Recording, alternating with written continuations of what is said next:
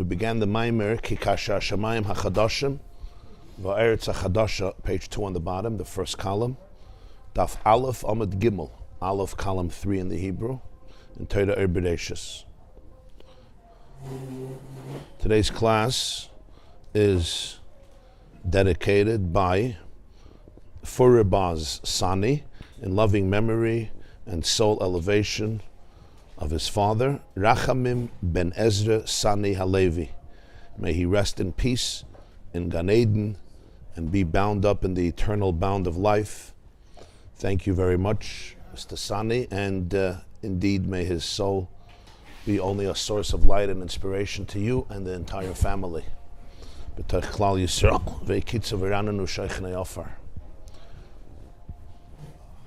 so this Maimer, as I said in the last time, is a Maimer that was said on Shabbos Rosh Chodesh by the Alter Rebbe. Actually, Shabbos Rosh Chodesh Shvat Tovkov Samach Zayin 1807, but it begins with the theme of Bereshis, and it was put into Torah Bereshis by the Tzemach Tzedek, and it's also connected to every Shabbos Rosh Chodesh when we read this Haftarah, including this Shabbos, from Yeshaya HaNavi.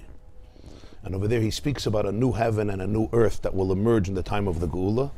Hashamayim Chadoshim Beretz Chadosha Kein Yamid Zarachem V'Shimchem, and the same will be true with your descendants and your name. Alter Rebbe began to explain that it says, Chazal say that Bereshis is Beis Reshis, the world was created for two Reshis, for the Torah and the Jewish people. He said this means that heaven and earth exist on a microcosmic level, also within Torah and Yisrael, so that there's a bridge. It's not just two separate things. And when we discover the heaven and earth inside of us, we can also impact the physical heaven and earth. And for this he started to explain what it says in Medrash, why Eretz is called Eretz. It says in Chumash that the dry land Hashem called Eretz versus the seas and the oceans and the lakes and the canals he called Yamim. Mikveh Hamayim Kara Yamim and Yabasha, the dry land what emerged on Tuesday, is called Eretz. Lama Nikra Shema Eretz. What's the word Eretz? Oh, Shekayach. Wo ist der entdeckte Eitzres?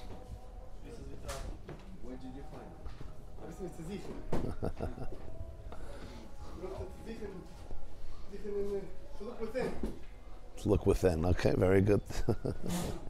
Good gesagt. Good gesagt. Was geben the Shi'ef. It's a good gesagt. I like that. Re'ei Anochi. Re'ei Anochi. Yeah.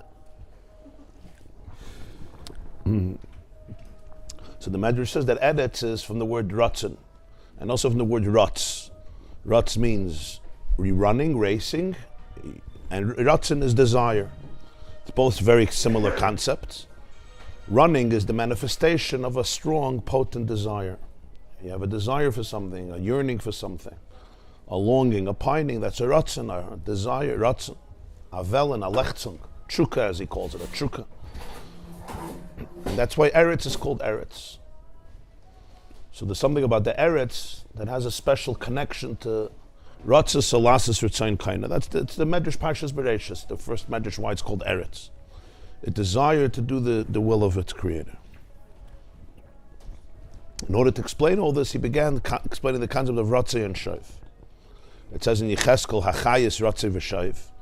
The Chayis, which means the angelic beings, the living, holy angelic beings, which are called Chayis, like we say in davening, Chayis HaKodesh, literally the holy animals. There's Ratzah and Shuv. Ratzah and Shuv means it's in a state. There's a dynamic flow. It's not in one static position where it remains congealed. It's Ratzah, which is from the word Ratz. Again, Ratzah, running, and from the word Ratzah, yearning. And then there's Shuv, which means the opposite. It's the retreat, returning back to its original position. So Ratzah is really the yearning to extricate myself from where I am. Like when a person, he says, wants to run. I'm not content being here.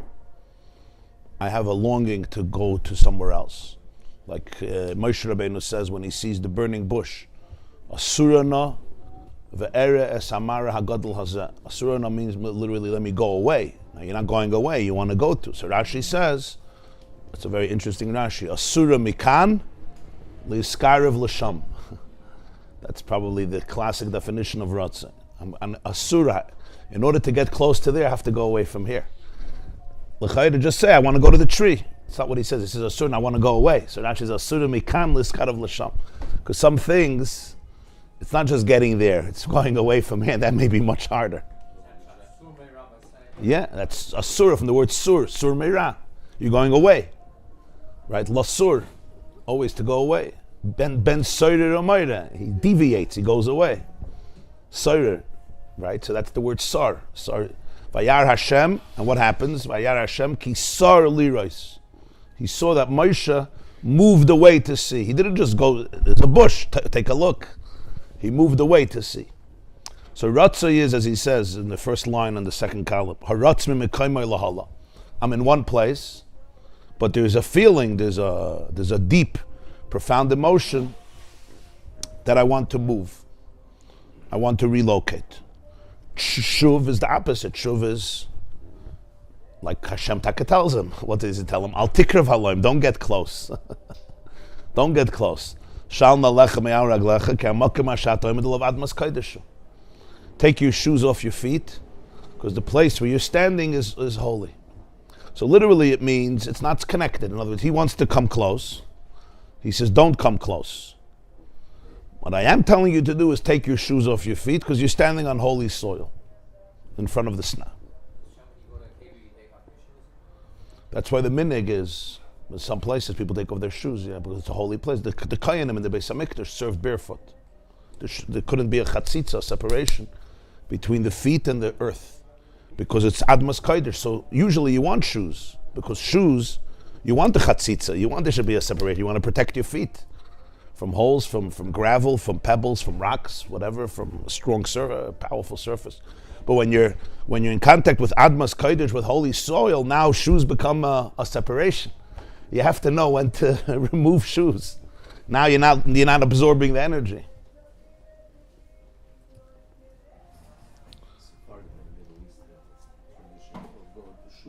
Yeah, without shoes, people will go to shul. Yeah, by the Rebbe's oil, a lot of people, the Chassidim, they don't go with shoes. I mean, well, not leather shoes. Yeah, not leather shoes. That's true. Yeah. But here he says, take off your shoes. So literally it means you're standing on holy soil. But on a deeper level, it's actually shuv. Moshe Rabbeinu says, Asura na, get me out of here. Asura mikan, go take me away from here. Liskarav l'sham. And what does Hashem say? No. Hamakom asher ata omed alav admas kodesh. You need to discover that the place where you're standing is sacred soil. The place where you're standing. And that's what we're going to learn here. The ratzo v'shuv is two opposite movements. Ratzo is, I want to go away. I'm not satisfied. I'm not content. I'm here now, but I want to run. I want to be there tomorrow. I want to be there in 5 seconds. And then shuv is the commandment, the opposite. Can you return? Can you embrace? It's like tension and resolution. Ratzo v'shuv. So shuv is actually a certain calmness. Can you take your shoes off and realize that this place where you're standing is the destination, Admas Kodesh? You know, sometimes a person feels, when I get there, I'm going to find holiness. And he says, no, Ki hamakom asher ata omed alav admas kodesh. And then over there, there's a story that Nachum Mendel of Horodok, he's sometimes called Reb Mendel of Vitebsk. He was a student of the Maggid, from the oldest students. When the Maggid of Mezrich passed away, the Alter Rebbe went to him as a chassid, Reb Mendel of Vitebsk. He wrote a sefer called Pri Ha'aretz. He's buried in Tveria. The first aliyah of the chassidim to Eretz Yisrael was he led. Tov Kof Lamed Zayin, 1777. Yeah, Rabbi Seinu Sheberetz HaKodesh, yeah. So he went together with him, the Alter Rebbe went together with him, and then on the border, you come from there, no? Mogalevsk. Yeah. On the border, the Alter Rebbe, he told the Alter Rebbe that you can't come because the Russian, Lithuanian jury is your shlichus. He sent him back home. But he stayed there, I think, for a year. He stayed there for a year, yeah. In the Ukraine, on the way to Eretz Yisrael. Yeah.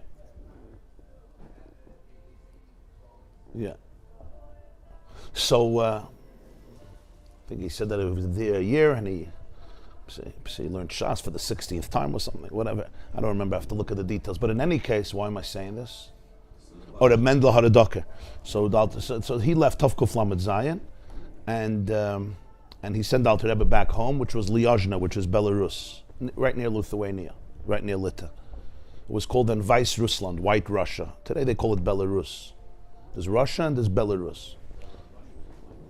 Bela is white, yeah. In Yiddish they called it Vice Russland, White Russia, or Russia Halavana in Hebrew.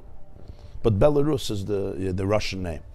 So the Mendel Redokke passed away Tovkuf Memches. That's 1788. 11 years after he left Eretz Yisrael, and he's buried in Tveria.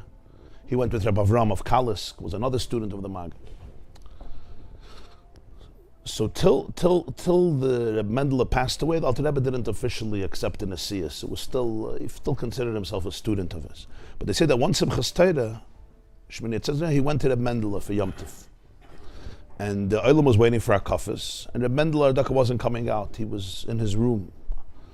So the Olam is waiting and waiting, it's Simchas Torah, and he's not coming out. So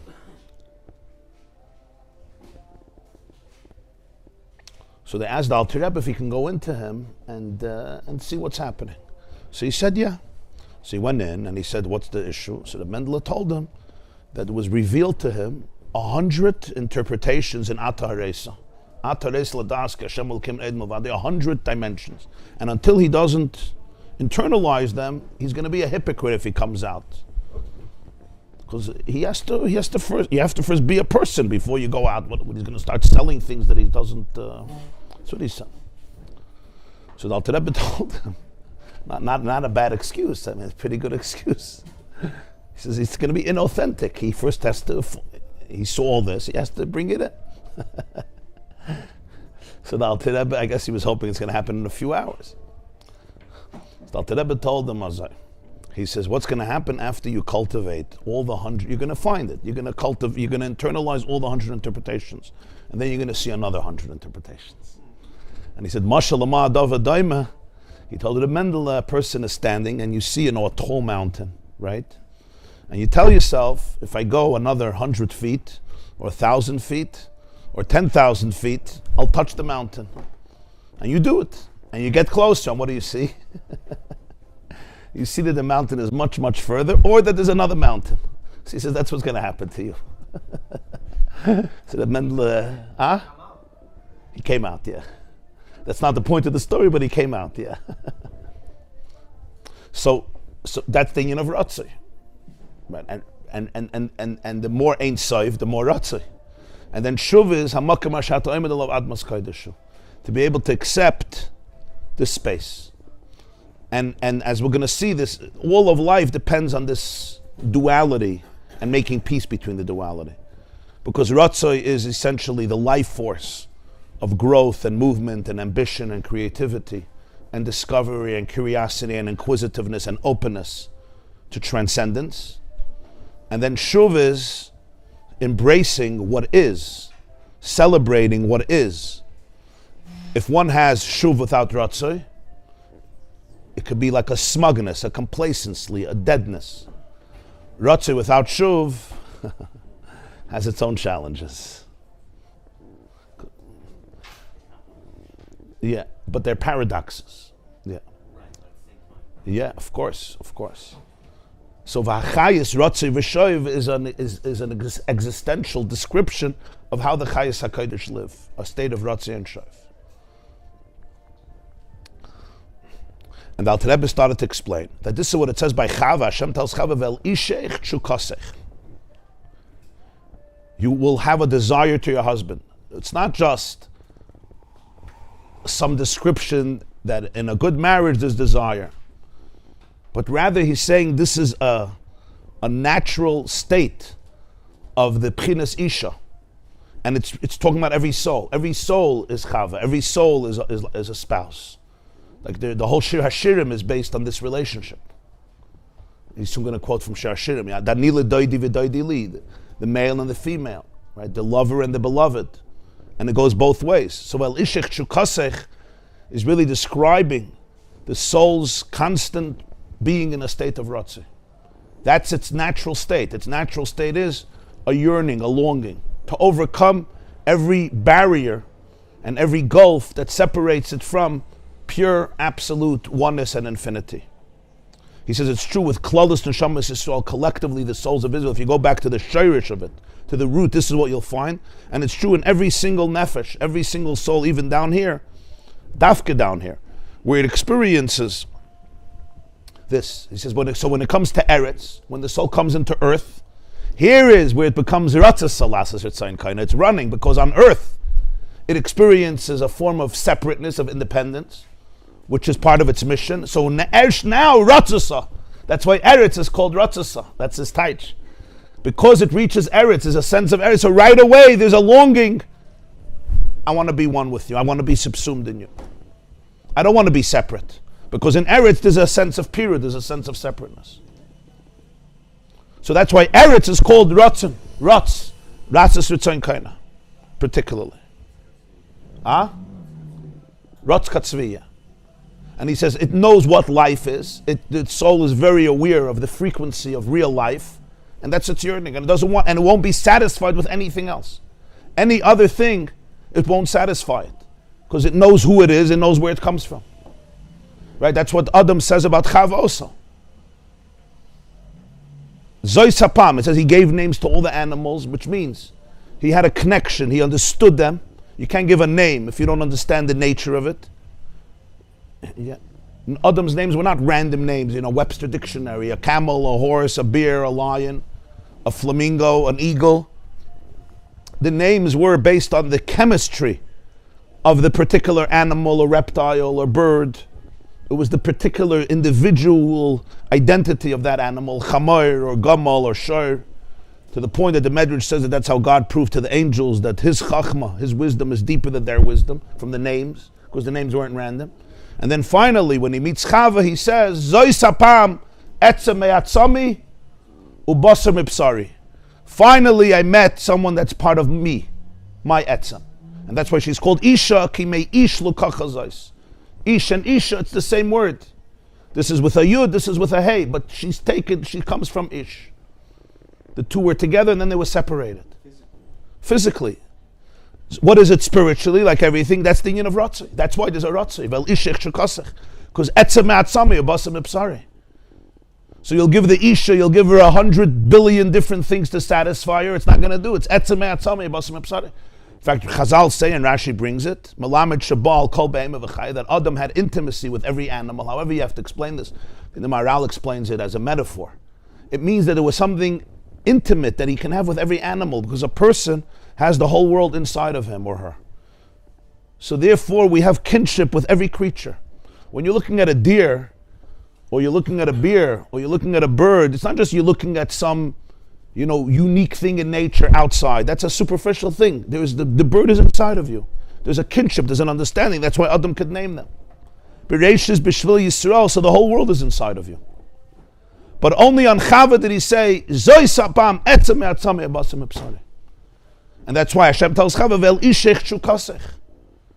And nothing else will ultimately feel that it's your etzem.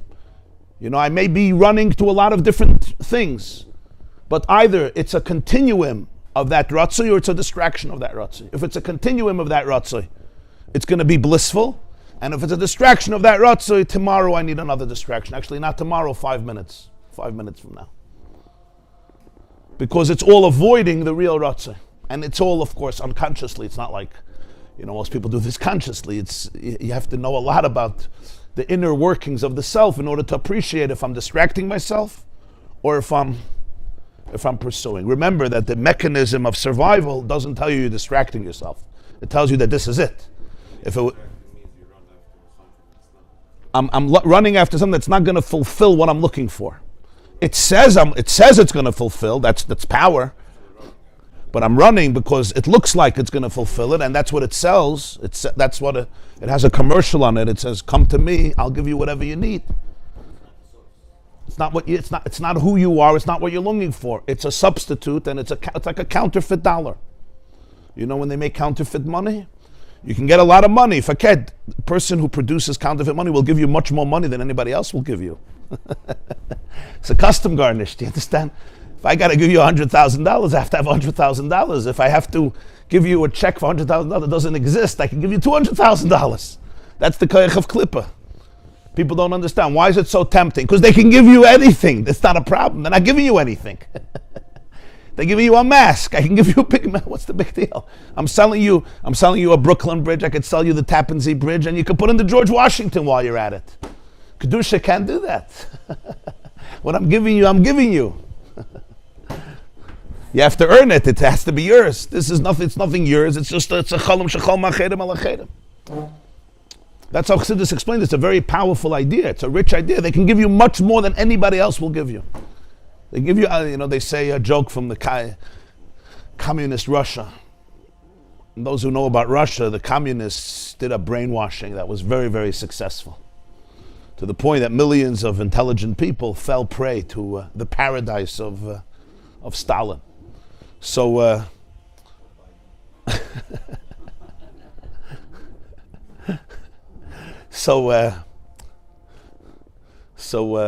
my mother told me she grew up in Russia, in Georgia actually, South Russia.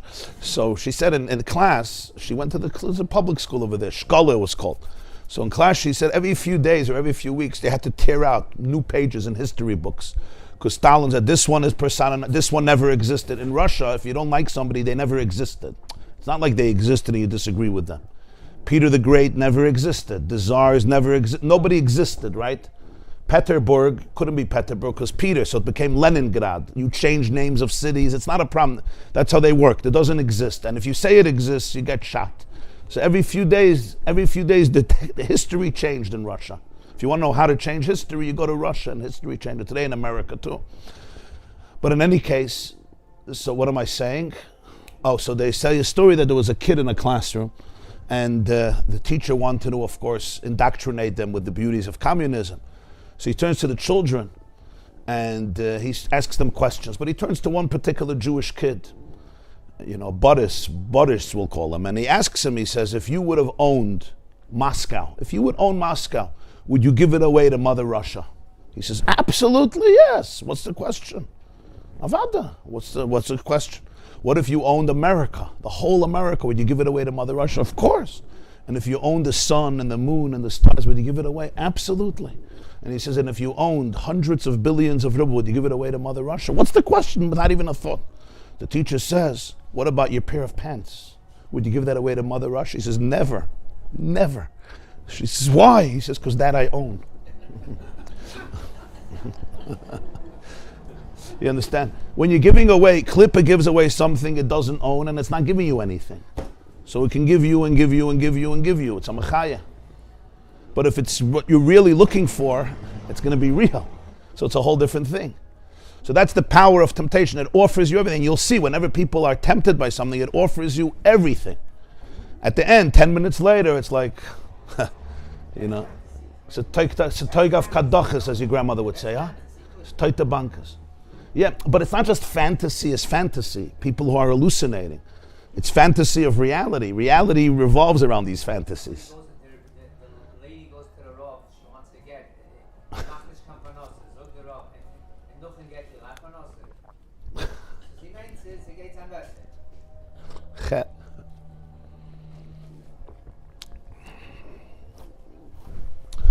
So in ratzo you have to know, am I distracting myself? Or is it what I'm searching for?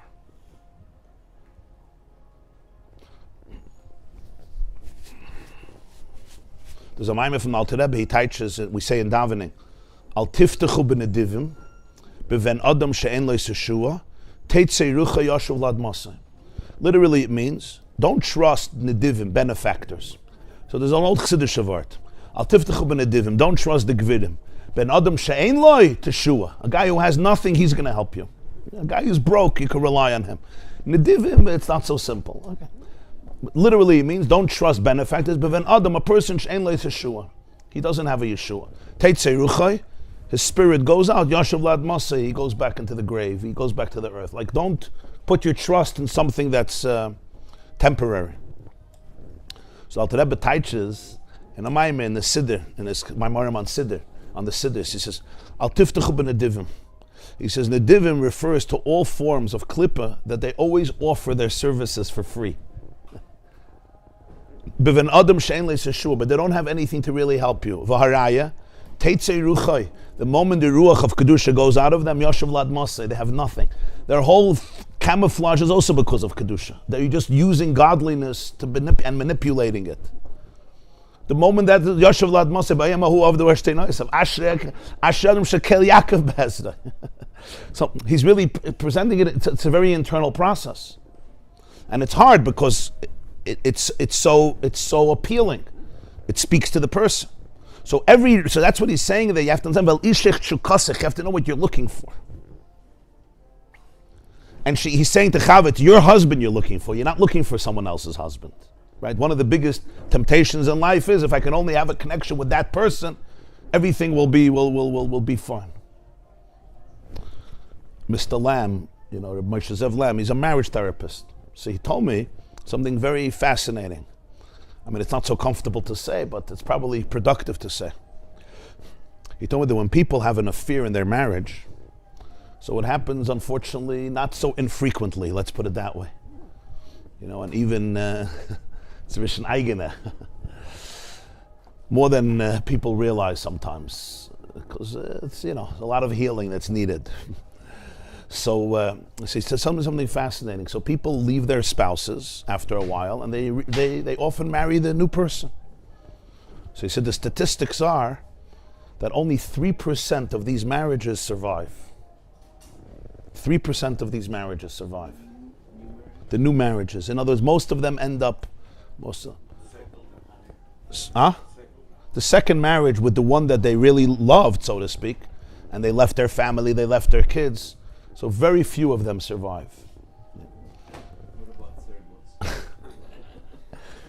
So I asked him why. So he said because their relationship when it was happening was only 3% of their life. It was only 3% of their lives was connecting to each other. When they were having this immoral connection, how much percent of his life was connected to how much percent of her life? 3%. Yeah, because when you get married, suddenly you have to connect 100%, right? There's preparing food, there's running a house, there's taking out the garbage, there's paying bills, there's daily stress. When he's married to one person, she's married to another person, they're meeting once in 2 weeks for 2.5 hours, right? So how much is it connecting? He brings his beautiful self, she brings her beautiful self, and they're connecting, and life is blissful. It's a life that never existed, never will exist. It's just escaping reality, and it's unbelievable. But it's all counterfeit, it's nothing. So when it's happening, most people don't realize it. Because there's an expression, Shlomo Melech says, Mayim gnuvim yimtaku. Stolen waters are always sweet. When you steal it, it's so promising. The very fact that he has to run away from his life, she's running away from her life, and they're meeting in some crazy place, and nobody knows, and he has like 100 security things on his phone. So Yimtaku, it gives it this aura, this sense that you found your Gan Eden. And people get drunk. It's literally they should get drunk. I've seen this. They get shikar, and you can't even talk to them. They're intelligent people. They make money. They're successful businesses. There's even a guy who's a Maggid Shir, he teaches Daf Yomi. It's a disaster. You deal with this. I mean, it's a disaster. But what's the disaster based on? The disaster based on it's complete counterfeit satisfaction that is not what you're looking for. There is a misery that these people are going through. Your marriage is not satisfying you. You're a lonely, broken person. I get it. And you think that relationship is going to heal. It's not going to heal it. There's a very deep void that you're experiencing, and you have to face it. You have to confront it. That's vel ishech shukasech. You're looking for Adam. You're not looking for somebody else. You're not looking for the snake. You're not looking for this snake, for that snake. Snakes are interesting creatures, but it's not your husband. It's not your wife. El ishech shukasech. You have to know. If you reach out to etzem, to your etzem, there's going to be a unique completion. You're going to feel whole. There's going to be longing, and longing has pain by definition. because you're trying, but it's a longing that itself has a bliss in it. Because you're authentic, you know who you are, you know what you're looking for. And when you touch it, there's a deep feeling of wholeness. And you can't substitute, you can't fake this. It's very deep, it's very internal. Like. Versteht? Oilam versteht? So this is the ratzo that we're talking about. Every ratzo in life is either a continuum of this or a distraction of it. That's why, as I said yesterday, I said last time, it says, B'chol drechecha da'ehu. The Rebbe used to teach da'ehu, not know him. Da'ehu va'adam yada es chava. Da'ehu is intimacy. Va'adam yada es chava doesn't mean he knew chava. It means that he was one with chava, because right after that it says she became pregnant, she had a baby. So in Tanakh, when it says yada, it doesn't mean knowledge. It means, it says in Tanya, hiskashrus v'ischabrus. It's intellect, it's intimacy.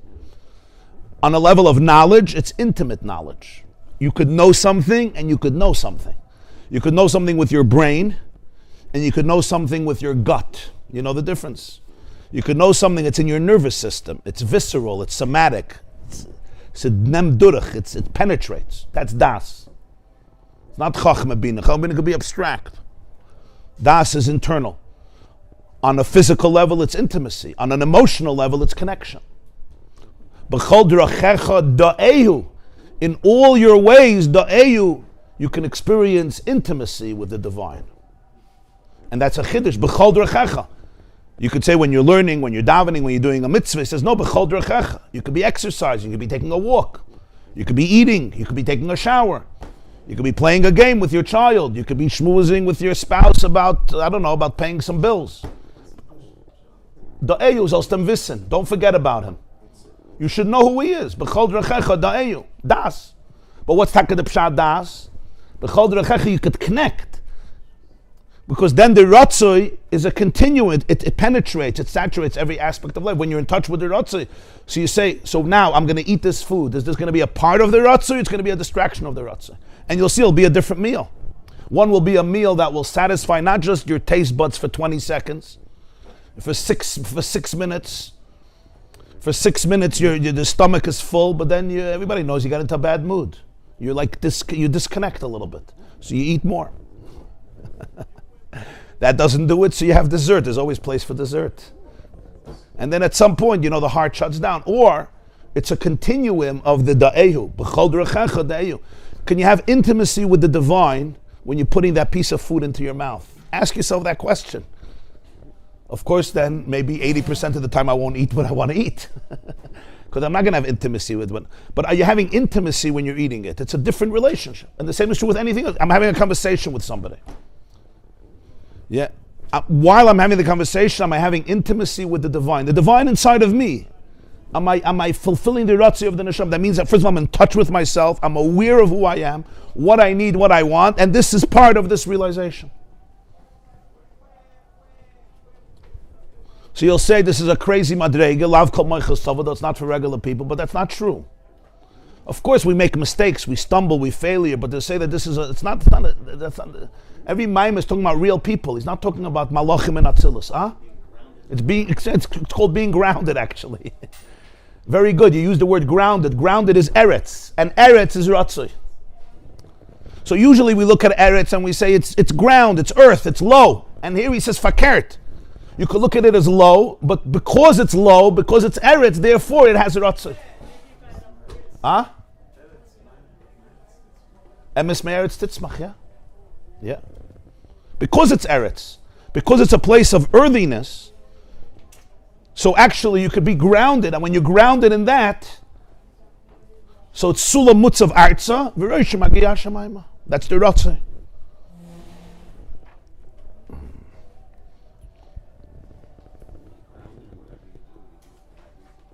Yeah, you're grounded. You don't lose yourself. When something takes me away, when you say a person is not grounded, it really means something sweet.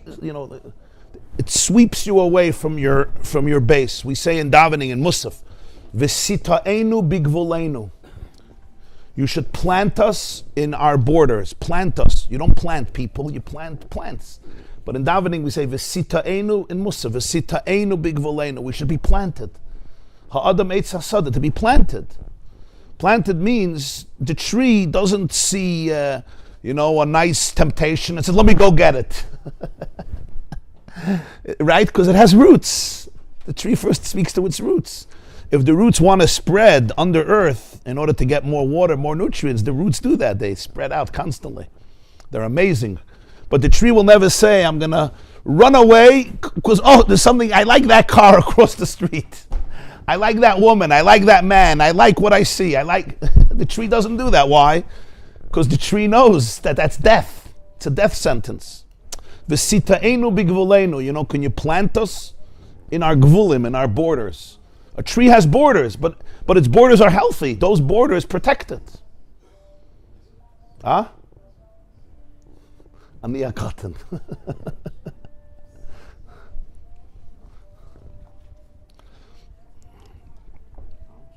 Huh? Yeah, boundaries. But fisitaenu, it's grounded. So the ratzo is not whatever I see, I yearn for. It's understanding I'm rooted in something. That's what he says, the makavish el ishech shukasech. And when you're rooted in that, you don't want to step away from it because it's very painful to step away from it. It's like a severing of the roots. And it's not a ratzi anymore. It's just I got swept up, I got consumed like in a tide, like in a wave, The tree got uprooted and then now it's just floating. So now the question is, which wave is stronger? One wave comes and schleps you to the north. Another wave comes and schleps you to the east. And where am I in the process? And 10 years later, it's like, where am I in the process? I don't know. I lost myself completely.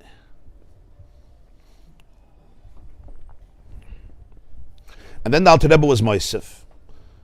That in davening, this is the difference between the section of davening, Til Shmoy Nesra and Shmoy Nesra.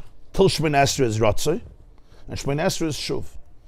After davening, it's even more shuv and learning, and then in the mitzvahs and in the work during the day. And he explains that the whole Psukkah de Zimra and Krishma is an inyan of ratzo. Why? Why do you need it? So this is what he said, this was the last piece. That the nefesh elokis, the divine soul, is always in a state of ratzo. That's its natural space. It wants to be one. It's a chelik elokamimal. It's a chelik. Like we spoke about Chava. Zoisapam etzem me'atzami. And the chelik wants to be part of the whole. The Baal Shem Tov used to say, it's from Reb Sadia Gon, ha'etzem kshat ha'toifes bechelke ha'toifes bekula. Whenever you're dealing with etzem, with something essential, so a part of it is the whole. You can't distinguish between a part and the whole. Because if it's atzmi, it was a very abstract idea till we discovered how DNA works. With DNA, you see it. You say, you want to know somebody? Get DNA from their heart. Maybe get it from their lungs. Maybe get it from their brain. No, you don't need it. You can get it from from saliva, from spit. Spit, you're going to know me from my spit? Yeah, you could know me from my spit. As long as you're getting to the etzem of the spit. If I spit and you analyze the spit, you're not going to know anything. You'll know how I spit. Even that you won't know. But if you get to the etzem of what's in the saliva, if you get to the DNA in the saliva, you'll know everything.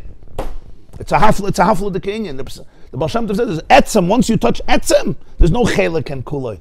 So it's not a quantity issue. There's a piece of the cake, this is the whole cake. Every nekuda of etzem has the whole nekuda. Because it's etzem, it's indivisible. Yeah.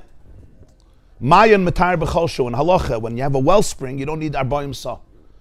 Supposedly, if you could get your body under the water, even a drop, a mayan, it says metar b'cholshu. If it's a wellspring, you don't need 40 sa, you don't need a shear. Why?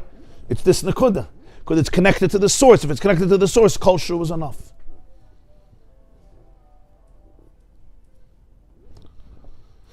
So b'meila, how did I get it? DNA, etzem. So b'meila, since when you say chelik elokamimal, chelik, so it's etzem. So b'meila ratzui. This connection is constant.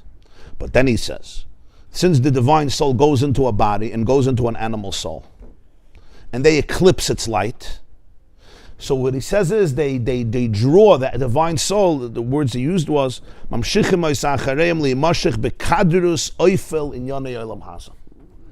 very poetic words. It pulls the divine soul to follow the animal soul's lead in all types of darkness that exists in this world, and its true desire becomes concealed.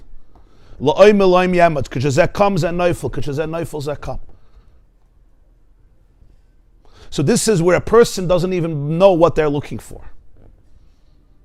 I'm not in touch with my ratzo. In other words, the greatest The greatest moment is that you feel the pain of your soul. That already is the beginning of all healing. The beginning of the opposite, of the beginning of all toxicity is I don't know the pain of my soul. Knowing pain is painful, but it's not dangerous. Not knowing your pain may not be painful, but it's dangerous. You understand the difference? Knowing my pain is painful, but it's not dangerous. It's actually good. Get your hand out of the fire. Yeah, it's painful. Not knowing the pain is not painful. It's blissful, but it's dangerous. So what the animal soul in the body does, it eclipses. I don't know what my ratzo is. I don't know who I am. I don't know what I'm looking for. I say I'm looking for other things. That's where the real distractions happen. The animal consciousness starts telling the divine soul what it's looking for, and the divine soul is somewhere repressed and buried. So he says the whole avodah of davening is not to allow that cover-up to persist. To rather be able to see what your ratzo is. Once you see what your ratzo is, then you know where you want to be. Vel ishech chukasech. Yeah. In marriage therapy, one of the more difficult things is, after years of a dysfunctional marriage, is showing the husband and the wife that they miss each other. Before you reconnect them, showing them that they miss each other. Because what happens is, after years of not having you, what do I say? I don't say, I miss you, I miss you, I miss you, I miss you. How many times are you going to tell somebody, I miss you, and they say, jump into the lake? So at some point I say, I don't miss you, I don't need you, but I'm a shugana anyway. You're always a shugana, just like your mother. Just like your father, just like your eltazed, just like the snake. Leave me alone, I don't need you. To reveal the fact, I do need you. In fact, I'm so invested in not needing you because I need you. You understand? It's like when a child tells his mother, I don't need you, I don't need you, I don't need you, I don't need you. You're not my mother anymore. Huh? Yeah. Yeah. Yeah. Yeah. I think it's more not missing, but connected to you. Connected in a deep way. Huh? I think it's more connected. Yeah. Of course. Now, I'm not saying sometimes there's really no connection and, you have to think about different alternatives. I'm not describing every situation where there's a marriage crisis. I'm just saying very often, this is the avodah. Can you show her that she wants him? Can you show him that he wants her? And that's painful. I want you. Suddenly there's going to be a lot of grief.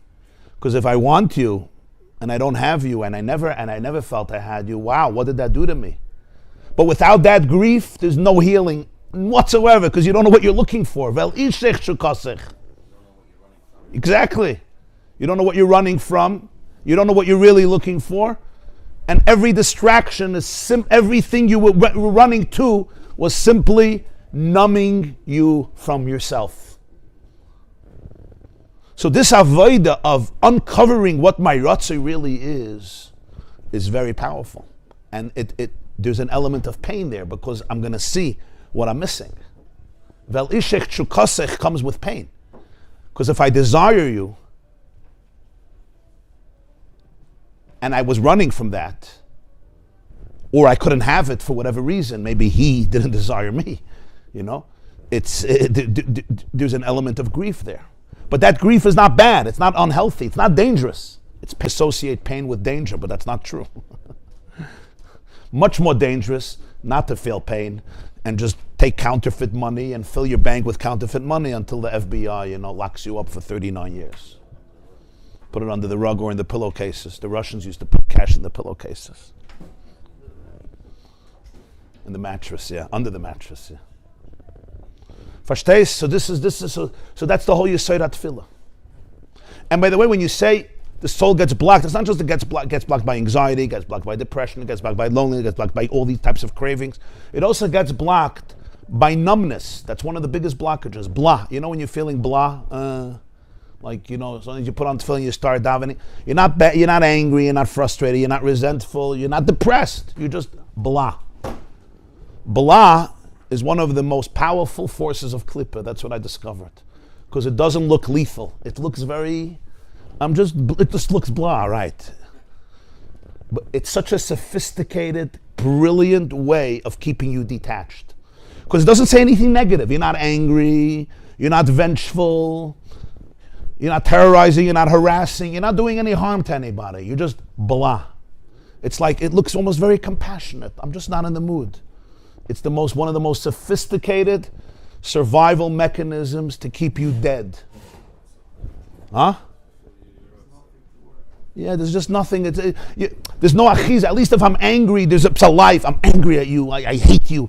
Oh, really? You hate me. Why do you hate me? Ups. You're feeling something.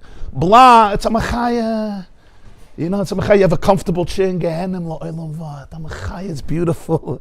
You don't hate. You this. Huh? It's very challenging.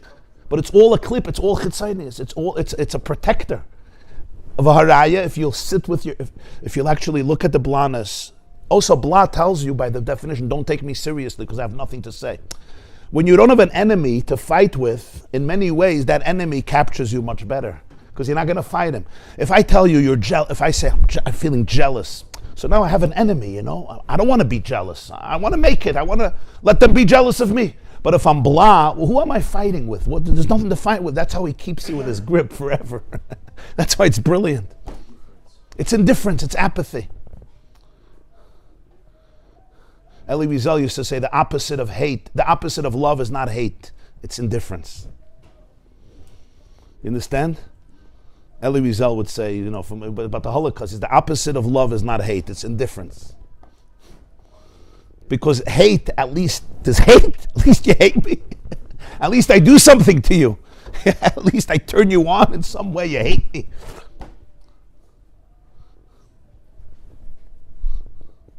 But when there's indifference, it's like, you don't turn me on, you don't turn me off, you don't get me angry, you don't get me upset. Nothing, you don't get me excited. They once asked a Jew if he knows the difference between ignorance and apathy. He said, I don't know and I don't care. You understand? Well said, right? Ignorance, ignorant, apathy. There's no tfisa here. So l'chayre, it's not a chayshech, but it's sometimes the deepest chayshech. And you'll see that if you talk to your blahness and you say, what are you hiding? You'll see he's not going to like it. Suddenly you'll see he's not blah. You can do it. I do it. Talk to your blahness and say, what are you hiding? What are you scared of? Why are you afraid if I feel? And you'll see how aggressive he is. Suddenly you'll see, as Nish Kimball, he's not so blah. He's very thought out. He's a personality. These are personalities that the Nefesh HaBahamas develops in our brain. Very smart personalities to keep you blocked.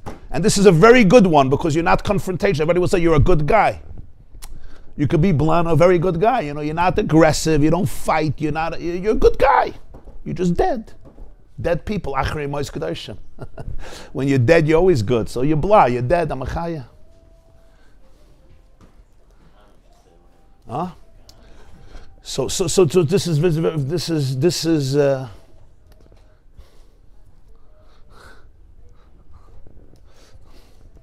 I was davening yesterday here, and I was in the middle of Vayevarech David, and I was feeling a little blah. So I don't know, yesterday, and I think it was Monday, whatever. So the one that Rabbi Greenwald here collects money. He was a Rosh Hashiva in Skver. He walks around, he has a vertel for everybody. Rabbi Greenwald, he collects for younger light. Yeah.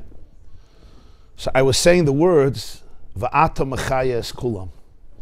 So he was walking by and he heard me saying those words. So he gave a scream and says, yeah, takas amachaya. Va'ata mechaya. So he says, takas amachaya. Amachaya. He went right there. It was a pitch probably, whatever, but fine. But I thought to myself, I said, yeah, it's all good. Va'ata mechaya es kulam is taka amachaya. If taka va'ata mechaya es kulam means even in the blondness, so ich va'ata mechaya es kulam. There's a psanitzutz there. Taka mechaya. What's a mechaya? Mechaya means if you go to the atzmiyas, you'll find a ratzo. You'll see some mechaya. Everything is just a cover-up.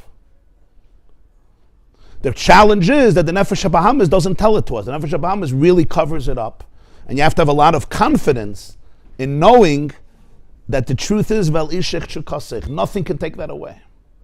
Behind everything, there's a yearning and a desire, like the Alter Rebbe used to say, I want you. Ich will manage v'tichale. So shuv is so now let's see about shuv.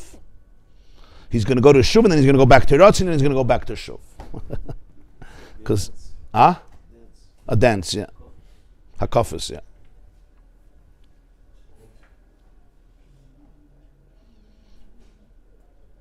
And he was ma'aser. There's a pasuk we say,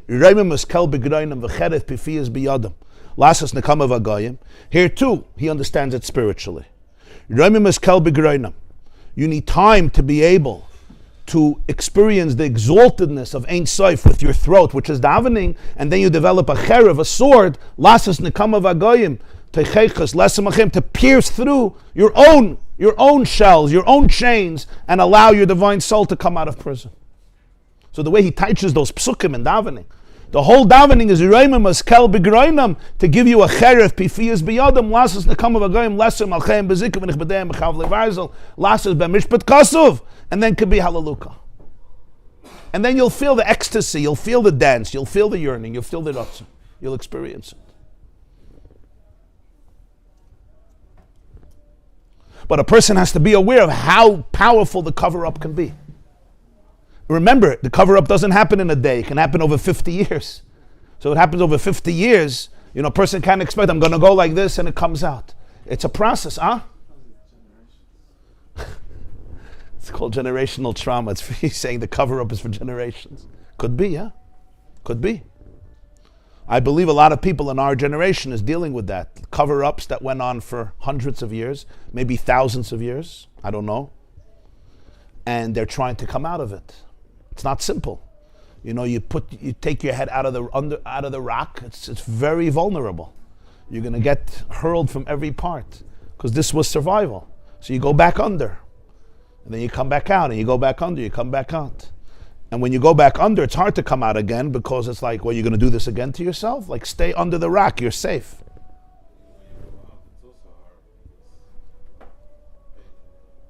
Yeah, when you go out, it's a different type of hard because there's all the pain of what happened. But that pain is growth. That pain is a blessing. Yeah, after a while, you're like, you got to be crazy to go back. You got to be crazy. The mental stress that it is to cover up your truth is so difficult that all the pain in the world doesn't come close to how difficult that is. Yeah. I'll tell you what somebody once told me. A very deep person who knows a lot about these things. It's actually a woman, a therapist. She once shared this with me. She said that I would rather experience in my heart every type of pain rather than the pain of having a dead heart. Because that's worse than all. And it's so true. It's so true. Because it's the pain of because the pain is the pain of ratzo. It's a relationship. You're alive. And that itself means it's not so painful. It's painful, but it's a pain because you know who you are. So in the pain you feel your glory. It's like the prince who's been kidnapped and taken away from the father and mother, and there's a pain. Yeah, I want to be with you. I want attachment. I want dvekas. I want authenticity. It's like that pain, get me out of this sheker. Give me a moment of authenticity. There's so much glory in that pain. Not glory in a romantic sense, glory in the sense that you feel your dignity. The pain is coming from your dignity. It's coming because you know who you are. Thank God you know who you are. Because you're not settling for craziness, for insanity, for poison, for sickness, for toxicity, for shkarim. Avram Avinu had the whole world against him, but he was a happy person. In fact, he was the only happy person. Nimrod wasn't happy. Nimrod was miserable. Avram was a happy person. He's called Avram Ivri, next in Parshas Lech Lecha. Why? So the Medrash says the whole world is on one side and he's on the other side. But he was a happy person. You know why? Because he was happy to be against the world. If this is what it means to join the world, that I have to support Hamas, I'm happy to be against the whole world. I'm fine being against 7 billion people. He was fine. He was a happy person. How do I know Avram Avinu was happy? Because I look at the genes that he bequeathed to his children. And I see the happiness there. I see the trauma, but that didn't come from Avram Avinu. That came from Terach. I see. You see, look, you see the Baal Shem Tov. He was a happy person. He lost his father and mother when he was a kid, 4 or 5 years old. The whole world was against him. I mean, not the whole world, but a lot of. He was a happy person. The Alter Rebbe had crazy opposition, but you could see he's a happy person. Because he knew where that position is coming from. He wouldn't give it away for a second. He wouldn't say, I'm going to sell my soul, sell my mother, sell my gods, everybody's going to like me. That's misery. So the moment you're aware of these things, that's what she was telling me, all the pain in my eye, but let it be alive. The worst is dead. The worst is I numb myself, I detach, so I shouldn't feel pain. That's the death sentence. So why do we have an expression, don't take it to your heart? Don't take it to your heart. Don't take it to heart. It's a cute expression, but it often comes from crazy trauma. Don't take anything to heart, and then you'll be safe. Yeah, call the Chevra Kadisha, get into Tachrichim, shut down, and that's it, you'll be good. Yeah. Pain, they say pain is pain, but it's not dangerous. It's not dangerous. Yeah.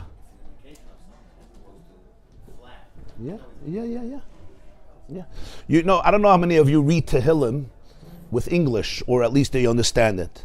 But it's a good thing. People just read Tehillim. Tehillim is one of the deepest books that was ever written. People don't realize. Every chapter there is a piece of brilliance, a poem of sheer brilliance. But it's brilliant. It's not intellect. David HaMelech had good can't learn it. Yeah. The Rebbe Ayatz once said, the Gemara says that David was the Rosh Sanhedrin. He was a go. People think David HaMelech was a Gon Olam. He was one of the Merkava. I mean, you're talking about David, Malach Yisrael Chai V'Kaya, Malchus based David. You know, we look at David more as, you know, street smart. But he was the head of the Sanhedrin. So the Rebbe Ayatz once said, David HaMelech is given a Gon Olam. When did he learn? In Beis David, the yeshiva, he was the first Talmud in Beis David. He started later on. But apparently he was thrown out. He started later on in life. I guess thank God he was thrown out. But they kept his name. I don't know if Yishai paid tuition. I don't know. He started later on. He didn't learn. David? He learned as a kid. Then learning was different than by us learning. He was a shepherd. When did he gain his knowledge? I don't know exactly. I don't know. So Rebbe Ayatz once said he could have made a chibur. He said like this: David HaMelech could have made a chibur of Baba Kama, Baba Metzia, Baba Basra, und sich patchen in Beichel. You know, and say Sisu b'nei mei Sisu. You know, look how brilliant. Yeah. Instead of to gemacht a Tehillim, he made Tehillim. If you look at Tehillim, every chapter is brilliant, but it's a different type of brilliance. It's not the brilliance of an intellectual chap. It's vulnerability in a way that you don't see it. It's aware of every emotion that he has and complete intimacy with God at every moment, in pain and in grief. And there's nothing that he hides. So you could do it as an exercise. Take one parak, just do it in English or whatever language works, but slowly. And just look at his words. What do you see? What do you see? You see throughout Tehillim, you see he's a person on one level, he's devastated in every possible way. Everybody betrayed David. There was not one person who didn't betray him. He came close to somebody, they betrayed him. His father betrayed him, his mother betrayed him, his siblings betrayed him. Some of them meant well, but they betrayed him. Finally, he marries, Shaul HaMelech's daughter, and his father-in-law betrays him. Everybody betrays him. Yonason doesn't betray him, his friend Yonason. But Sheva. I don't mean everybody, but so many people betrayed him. And he says it in Tehillim constantly. Muzar ha'yisi la'echai, nachri lebnei imai, bagdu, everyone. Right? So, but what do you don't see in Tehillim? 3 things you don't see in Tehillim. Cynicism, bitterness, like just this bitterness, like an angry bitterness, and hopelessness. You don't see it. Pain, yeah. He never becomes cynical. Usually these people become cynical, like you're just cynical, you're done. Right? Or you're just bitter, or you're hopeless. You don't see any of it. You see life. In Tehillim, you see he's a happy person. He's a happy person. You see it. You read Tehillim, you could feel his joy. It's a different type of joy. It's mature joy. It's not joy, life is perfect. It's a different type of joy. It's a joy of ratzo, of connection, of relationship. Very deep. You can't take away that joy. The joy that exists in pain, you never take away because it's not a joy that's superficial. It's not a joy based on distractions. It's a joy based on authenticity. You're never going to take that away. And that's the power of Tehillim. That's the power of David HaMelech.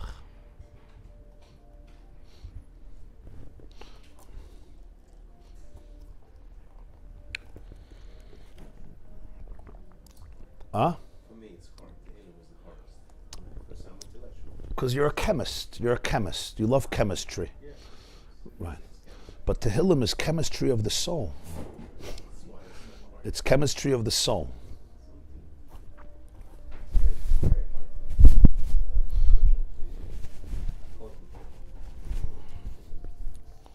The vulnerability, he doesn't run away from anything, including his issues with God. Like he's constantly, how long are you going to do this? You're going to hide your, like he's open. His heart is open. He feels everything. There's no deadness.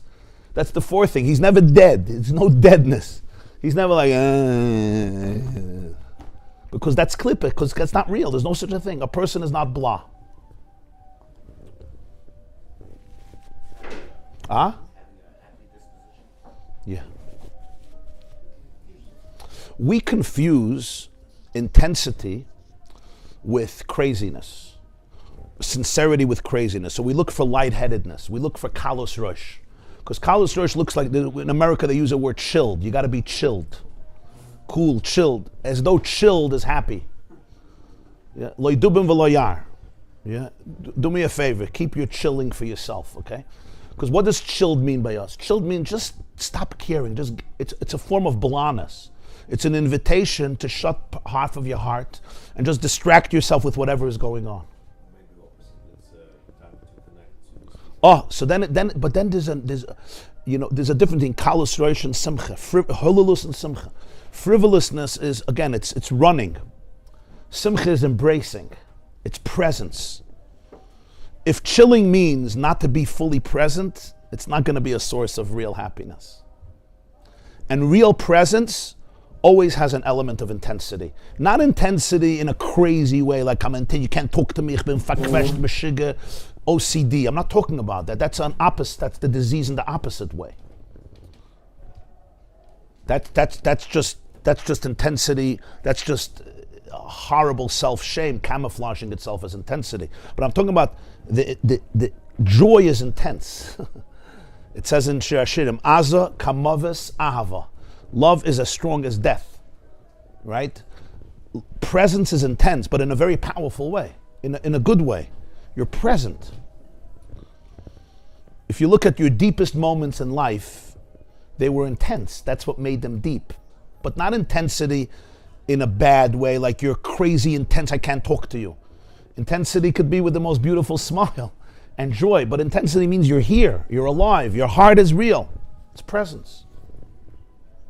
Sometimes in relationships, one of the couples, a husband or a wife, their way of protecting themselves from disappointment is becoming blah. And whatever the wife says is, yeah, why not? It's always why not. You know, whenever there's always why not, is there ever anything besides why not? Right, because why not? That's what I'm saying, that blahness is the worst clip, because you can't argue with me. Why not? Yeah, why not? They say that there was once a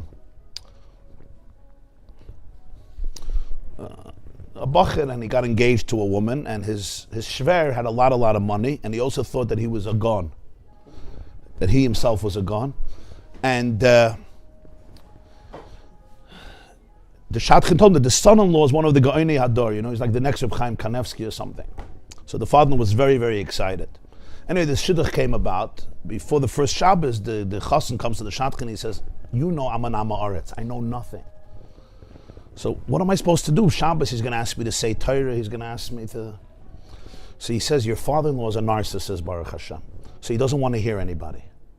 So all you have to do is sit by the table, and he's going to say Chidush Torah, and every 20 seconds tell him Efshe Fakert. Just make like this with you and say Efshe Fakert. Maybe it's the opposite. And he's a narcissist, so he'll just take it where he wants to take it.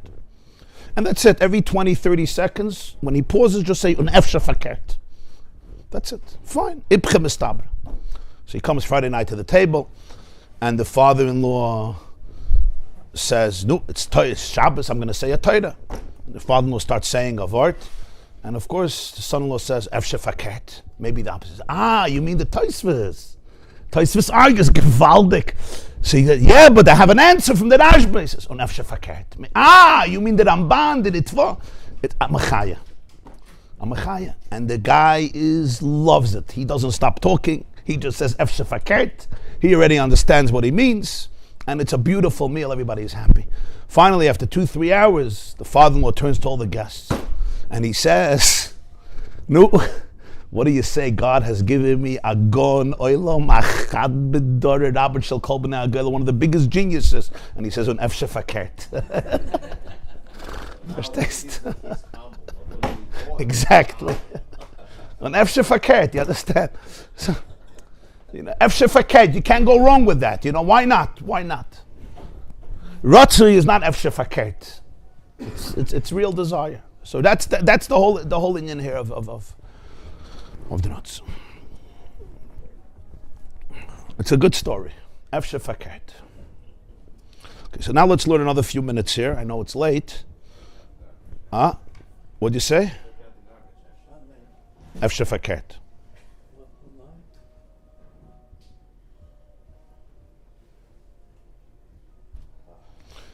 Okay, we're holding at the line Rabba. You see the line Rabba, page 2, 20 lines from the top. Rabba, Lazeh. Ila Zois, Kadesh Tucha, Lavi, Lebchinas, Haratzi, B'Shas Krish, Mitzricha, Chana, Rabba, Lazeh, V'Inyam, Psuka, Dezimna, B'Sidr, Shvach, Shalmak. When the soul meditates on what Ein Sof is, it's impossible for the soul not to be moved. When the soul meditates and experiences what Ein Sof is, what Hashem really is, or how much we don't know, but the mystery of it, the power of it, the presence of it, the love of it, it's impossible for the soul not to be moved. That's what Psukkah de Zimra is. It's waking up the ratzo of the soul, because that's what it really is. So I may have told myself my entire life, I'm not interested in this or that, or I'm not interested in anything, or I'm interested in everything else, or I'm just anxious. Whatever, everyone's nefesh habahamis comes in different ways. But it's impossible when the soul hears the words Va'ata Mechaya Eskulam that it shouldn't break out and say, I'm Mechaya. I'm Mechaya.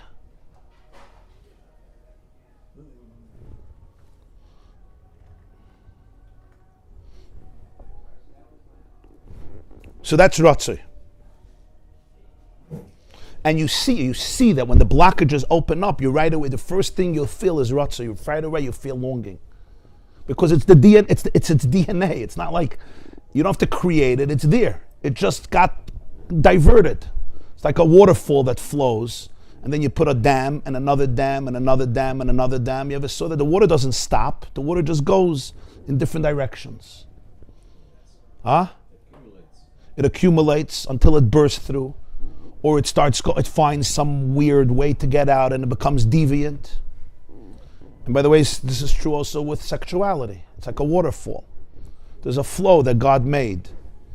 And when we put one dam, another dam, another dam, another dam, it doesn't go away. It just accumulates and gets frustrated, or it finds all these deviant ways of expressing itself. And that's what homosexuality is. That's what transgenderism is. Pedophilia. All of this is intense sexual energy, very powerful. But when I have one dam, another dam, another dam, another dam, another dam, so it's not about healing the sexuality. You don't have to. It's removing dams. That's essentially what he's saying here. And that's a very, very deep awareness, because when I remove all those when I remove more and more blockages, the ratzo of the soul to connect to truth and authenticity and infinity, it's as powerful as ever. This waterfall is like the Niagara Falls. It's raging in its intensity and beautiful intensity. And don't mess with it. But it was blocked for so many years, so you don't know about it. You know about it, but it comes out in crazy ways. Or in no ways, in blindness or loneliness or depression. So he says, "V'hakoil hachana lebchinas hashuv d'shmeina esrei." This is all a preparation for shuv of Shmeina Esrei. He says, "Ki gam haratzu hu b'shvil liyas shuv k'nayda." This was one of the grand ideas of the Alter Rebbe that some people did not like. That even the ratzo is for the shuv. The moment the ratzo itself becomes the deity, the tachlis, you're off the mark. The whole ratzo, you must have ratzo. Without ratzo, you're a dead man. You're a dead man. But the whole ratzo is, you should be able to have shuv.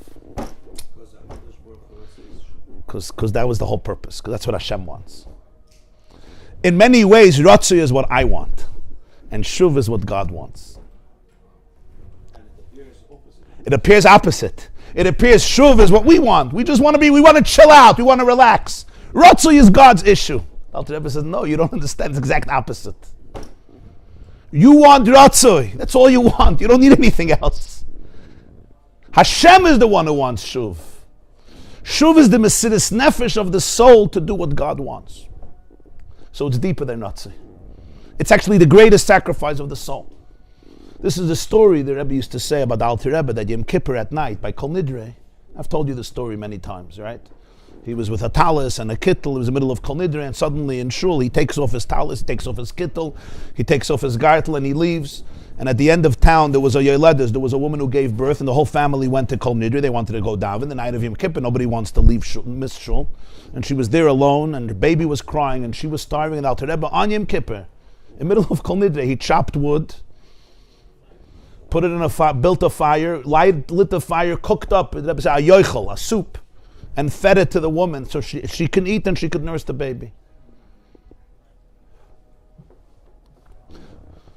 So the Rebbe heard this story from his father-in-law, the Rebbe Rayat. So the Rebbe said, "L'chayra, what's the pella of the story? It's a din in Shulchan Aruch. Pikuach nefesh is doicha kol ha'Torah kol." Without Tzala, people don't go on Yom Kippur. They go on Yom Kippur all the time.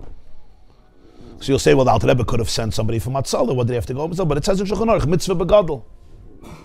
It's a mitzvah to do it with a gadol. He says that's not the pella. The pella is that he was in shul under a talis by Kol Nidre. Uner der filt. He felt the angst of the yoledes. He didn't have a beeper with a cell phone. At der filt.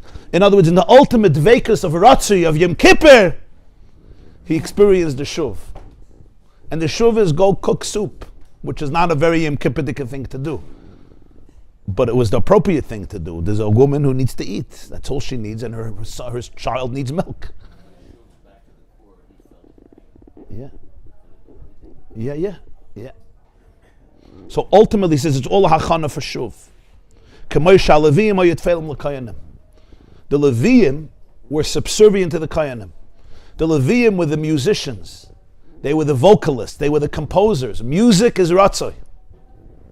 The Kayanim were silent in the Beis HaMikdash. They were the avodah of shuv. They were doing the work. The Leviim were expressing the ecstasy. If you came to the Beis HaMikdash, the Kayanim were like technocrats, so to speak. The Leviim were the zeitgeist. The Leviim were they had a concerto every day. A symphony. The Rambam says they can have up to 120 vocalists and musicians. It was a serious symphony in the Beis HaMikdash. Both singers and musicians, both. And that all these types of instruments, it was incredible what happened over there. Just that itself could melt you away. So the Kohen should have been tafel to the Leviim. No, it says about the Leviim, the word Levi is a company. They were accompanying the Kohanim. The ratzo is for the shuv is not for the ratzo. The whole tachlis of the ratzo is to come back to shuv. That's why all the journeys that people take, which sometimes are serious ratzos, to put it mildly. They could be serious ratzos, like get me out of this craziness, my whole life in craziness, and they suddenly feel what they want. Look, it's only good, it's only purposeful if it's a hachana for shuv. If it's not a hachana for shuv, it's not just you need shuv. That's not what he's saying. He's not saying you need shuv. He's saying much more than that. He's saying hakol hachana lebchinas hashuv. It's a preparation for shuv. So people that came to Beis Hamikdash just to hear the symphony, they missed the point. Yeah. Right? Yeah. Because They missed the point, yeah. I told you, I heard from the Rebbe once about Hilchas Yom Kippur. The Rambam says at the end of Hilchas Avodas Yom Kippur that the Kohen Gadol took off his clothes, he put on his v'yoytze lebeisa, he adds 2 words, he went home. Stellt sich the kasha, why is it in Rambam? It's not the Rambam is saying halach, he's not telling you the facts. He went home, fine, yeah, he didn't go bowling, okay, thank you. He probably didn't go bowling with Yom Kippur, he probably didn't go to the pizza shop in the old city of Yerushalayim to have some lafa and French fries. Probably not. What if he wanted to go to a Beis Medrash? What's v'yoytze lebeisa? He went home, okay. The Rambam says it as a halacha. What if he wanted to go to the Beis Medrash for 2 hours? So the Rebbe said the Rambam is saying a halacha. The halacha is you came out of Kodesh HaKadoshim. How do I know? Can you go home? In many ways you could teach this. How do you know you were in Kodesh HaKadoshim the way you were supposed to be if you go home? If you don't go home, it means your Kodesh HaKadoshim was a trip. Trips. A lot of people take trips. Trips could become as egotistical and narcissistic as those who don't take trips. It's just more sophisticated narcissism, for those who know what I'm talking about. It's a narcissism that comes with enlightenment.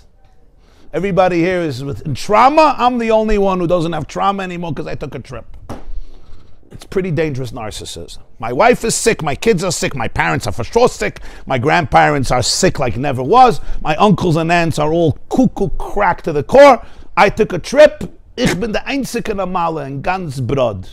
The only normal one. It's like the guy, he was in a ward for the mentally challenged.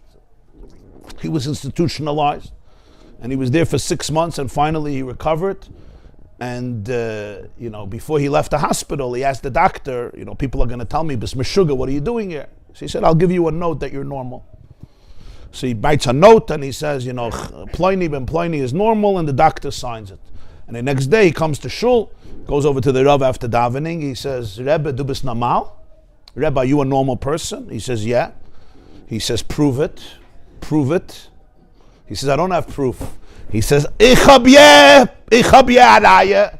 I have a star. And he walks around and says, "I'm far more normal than the rabbi. I have proof. I have a deed. I have a certificate." He doesn't. Versteh? So I'm the normal one. I'm the only normal guy. So many ways, ratzo, even if it's real, ultimately could become unreal because it's a very sophisticated ego. So that's why he says the whole hachana is for shuv. Because that's what Hashem wants. That's the reason. Because that's the plan of creation. There's no other reason. Mitzad the soul itself, of course you should be in ratzo. You don't need this. We think, it's very important what he said, we think it's the opposite. This is one of the big chidushim of the Alter Rebbe. We think shuv, that's what we want. We just like Olam Haza. We like this world. We like a little cholent. We like life. Ratzo, yeah, this is our spiritual obligation to get to Olam Haba. Alter Rebbe says it's the exact opposite. If you know your soul, the soul actually, ratzo is much more comfortable. It's much happier in ratzo. The soul didn't need this. The shuv is not the need of the soul. The reason we think shuv is our need because we don't know our soul. The moment you know your soul, shuv is not a need of the soul. Shuv is a need of God. Ratzo is what you need, shuv is what he needs. There's an expression in Chassidus, an unbelievable expression. Gan Eden is tainug, it's bliss. Gan Eden is tainug nivra. Olam Haza is tainug boire. Gan Eden is the bliss of the created person. Olam Haza is the bliss of the creator.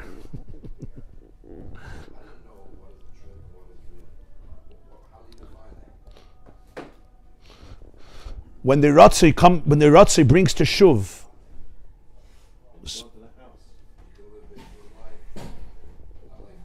When in the middle of Kol Nidre, you take off your talis and you go give soup to a woman who gave birth. So that means you were saying Kol Nidre the way you were supposed to. Yeah. If when you come home from Kol Nidre, you look at your wife and you say, a holy guy like me has no time for you. And when your kids say, come, let's play ball, you say, a holy guy like me, I don't have time for you. You want to learn Gemara, I'll learn Gemara with you. So there's a dissonance. You're cut off. In a way, it could be worse because it has a spiritual ego to it. Because I'm in the Kodesh HaKadoshim, was darf ich mehr? It's Tainug Nivra is Gan Eden. Tainug Boire is Dire B'Tachtonim, is Shuv, coming back. Nadav and Avihu were holier than Moshe and Aaron. That's what it says clearly. Rashi says, B'Kroivei HaKadosh, they were holy, Nadav and Avihu were holier than Moshe and Aaron. That's pretty holy, my dear friends. Moshe's holiness was pretty good. Aaron's holiness was pretty good. Together it was powerful, and they were holier than Moshe and Aaron. And yet, what they did is called a sin. Tell me, what type of sin is this? So it's not a sin, an ugly sin. They weren't in casinos, and they weren't in nightclubs, and they weren't doing shmutza kazach. And what was their sin? Their sin was, it says, ratzo without shuv. It's a different type of sin. It's a holy sin. It's a noble, it's a beautiful sin. In fact, it's a sin that I would encourage some people to commit. They need a little ratzo. For some people, Nadav and Avihu's sin is their biggest mitzvah. You know what I mean? But really, it was a sin. But why was it a sin? It wasn't a sin because, like other people's sins. It was a sin that made them holier than Moshe and Aaron. Yeah, Aveda Lishma. The Rabbi Chaim says in Parshas Acharei Mos that the Nadav and Avihu wanted, his words are, Le'nimnu, they didn't stop themselves from kissing. He uses the words, Yedidus, Arevus, Neshikus, Mesikus, Neimus. You could see the Rabbi Chaim went into ecstasy when he wrote about Nadav and Avihu. If you take a look at Rabbi Chaim, Parshas Acharei Mos, B'karvosam Lefnei Hashem, he says how they died. So he starts giving adjective after adjective after adjective. You could see the Rabbi Chaim himself. The Rabbi Chaim was a very holy soul. They call him HaKadosh, or Chaim HaKadosh. You could see that he goes into ecstasy when he's describing Nadav and Avihu. He doesn't stop. I remember he says, Yedidus, Arevus, Mesikus, Neshikus, like everything they wanted from him. They wanted to kiss him and melt in him and ecstasy. And until the Guf said, go, leave me alone. Go. Will's gay. You want to kiss him. I'm not going to keep you. I'm not going to torture you. So, it's like the voltage was so powerful, the wire couldn't contain it, so they left. And that's really the truk of a neshama. We say that's crazy. It's not crazy. They were actually normal. They were in touch with themselves. It's a sin because you were created. Because if you're looking for ratzo, there was much more ratzo before you were born, so what do you have to come down to this world? So they knew who they are, but they didn't know their mission. They knew who they are, they didn't know their mission. Yeah. Or maybe that was their mission, maybe Taka they were the mission. Yeah. Maybe that was Yeah. part of It was certainly part of their mission, yeah. Because they was not married. Yeah. When the Gemara gives all these reasons that they died, yeah, they went in drunk, they went in without clothes, bigdei kahuna, they didn't get married, they didn't want to have children. All these reasons. It looks like it's all separate reasons. The Rebbe once said it's all the same reason. Ratzo without shuv. They went in drunk. What does it mean drunk? They were alcoholics and they were holier than Moshe and Aaron. Chas v'shalom. Drunk means they were drunk on God. They were drunk on Ein Sof. Suye yayin nichnasu lemikdash. It's a different inyan. Kam rabbe shachtel l'bzeira. They were drunk on ruchnius. They didn't want to get married. Of course, they didn't want to go home. Who wants to go home? He doesn't want to go home. What does he need to go home for? He needs to come home and his wife should tell him to take out the garbage. He didn't want to integrate. He didn't want to get married. Banim lo yahayu lahem. They weren't interested.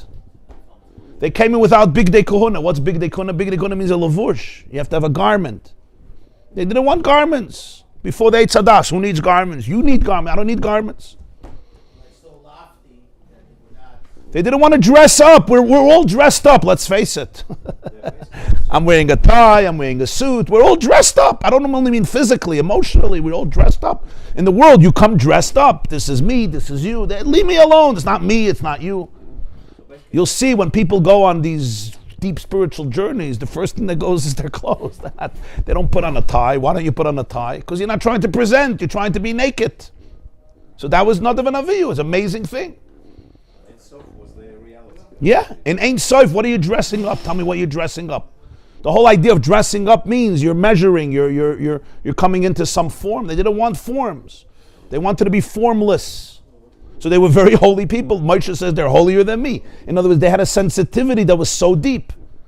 But still, it's called a chet. It's called a chet of Nadav and Avihu. It's an interesting type of sin. They had no boundaries in a good way. In other words, not they didn't have no boundaries because they wanted to manipulate or infiltrate. They had no boundaries in the sense they were in a place of no boundaries. It didn't mean that when we say have no boundaries, it means I could violate boundaries. That wasn't their inyan, fakert. They saw everything as part of oneness, so there's no boundaries. Ultimately, they didn't live in this world. They left. There's a story, I heard this from the Rebbe once, that the Alter Rebbe used to learn with Rabbi Avraham HaMalach.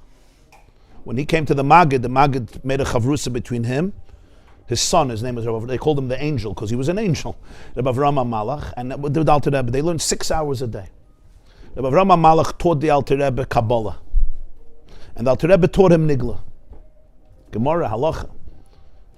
So once after the shir with Rabbi Avraham HaMalach, they saw the Alter Rebbe eating a bagel. He said a bagel mit putter, a bagel with butter, which was very strange. First of all, to eat a bagel, but not only a bagel with butter.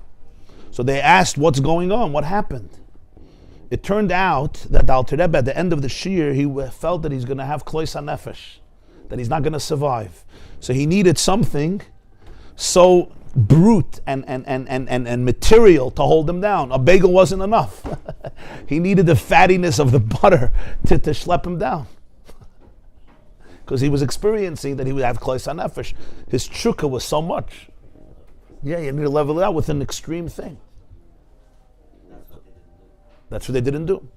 I don't know if you know this, but all the Chabad Rabbeim from the Alter Rebbe, when they would say a maimer, you know what they did before? They took a handkerchief and they tied it around their fingers and they held on to it a whole maimer. But people didn't see. The Rebbe also did it. I saw it for years. But you had to know that he's doing it because it was very clandestine. Before he said a maimer chassidus, they would sing a niggun. In the middle of the niggun, he took out his handkerchief, which was common to wipe. But then he put it under. He would wrap his fingers with the handkerchief. And that's how they said the maimer. All from the Alter Rebbe. When they finished, you saw he took it off, but nobody saw. It was all under the table. And then you saw he put it back. So what was the reason? It was a fun, interesting thing. And it was a whole avodah, how to wrap it. It wasn't like... So Chassidim said, I don't know the source of it, but Chassidim always said that the maimer was so intense, it was like Shechina medaberes b'torach geroinai, and they knew that if they need something tangible outside of themselves to literally like hold on to.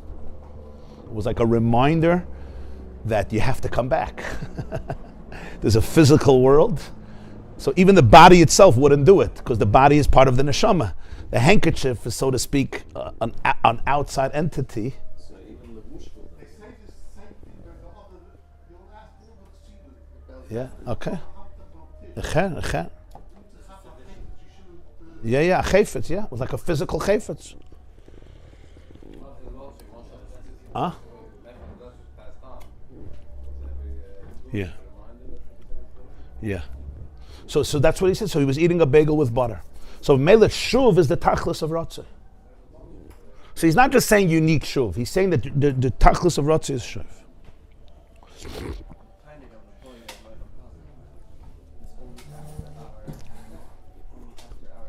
Yeah. Loi b'shamayim he. If the aim is not shuv, the ratzo can get you in trouble. Even if it's real ratzo. Sometimes the ratzo is not even real. It's nothing is a brachal of atala because everything can lead us to truth, either by leading us to truth or by teaching us about our mistakes, which can also lead us to truth. So nothing is a bracha of atola in the world, right? Real tshuva, even the sin becomes a mitzvah. So nothing is a bracha of atola.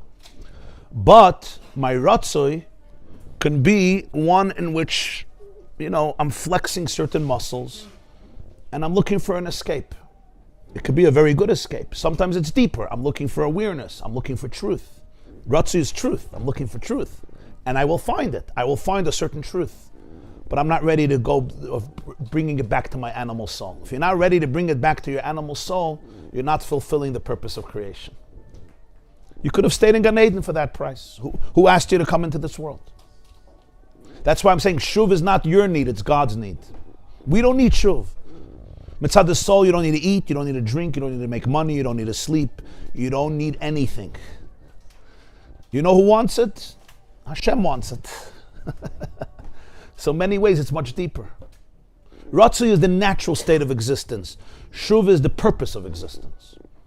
Ratzo is who you are, and shuv is your mission. And it's not the same thing. And shuv is not as ecstatic as ratzo, because it's integration. Whenever you're integrating, you're dealing with stuff that are far away. They're alien. But that's where the real thing happens. But after the shuv, you need another ratzo. You always need ratzo, because without ratzo, you're never going to be able to do shuv. If you come home, but you never go to Holy of Holies, you're not going to lift up your house. You're going to dumb yourself down. You're going to lower yourself.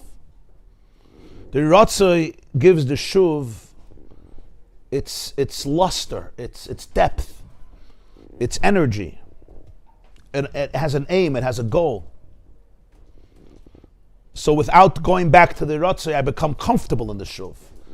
Completely. And comfortability in the shuv is another form of emotional death.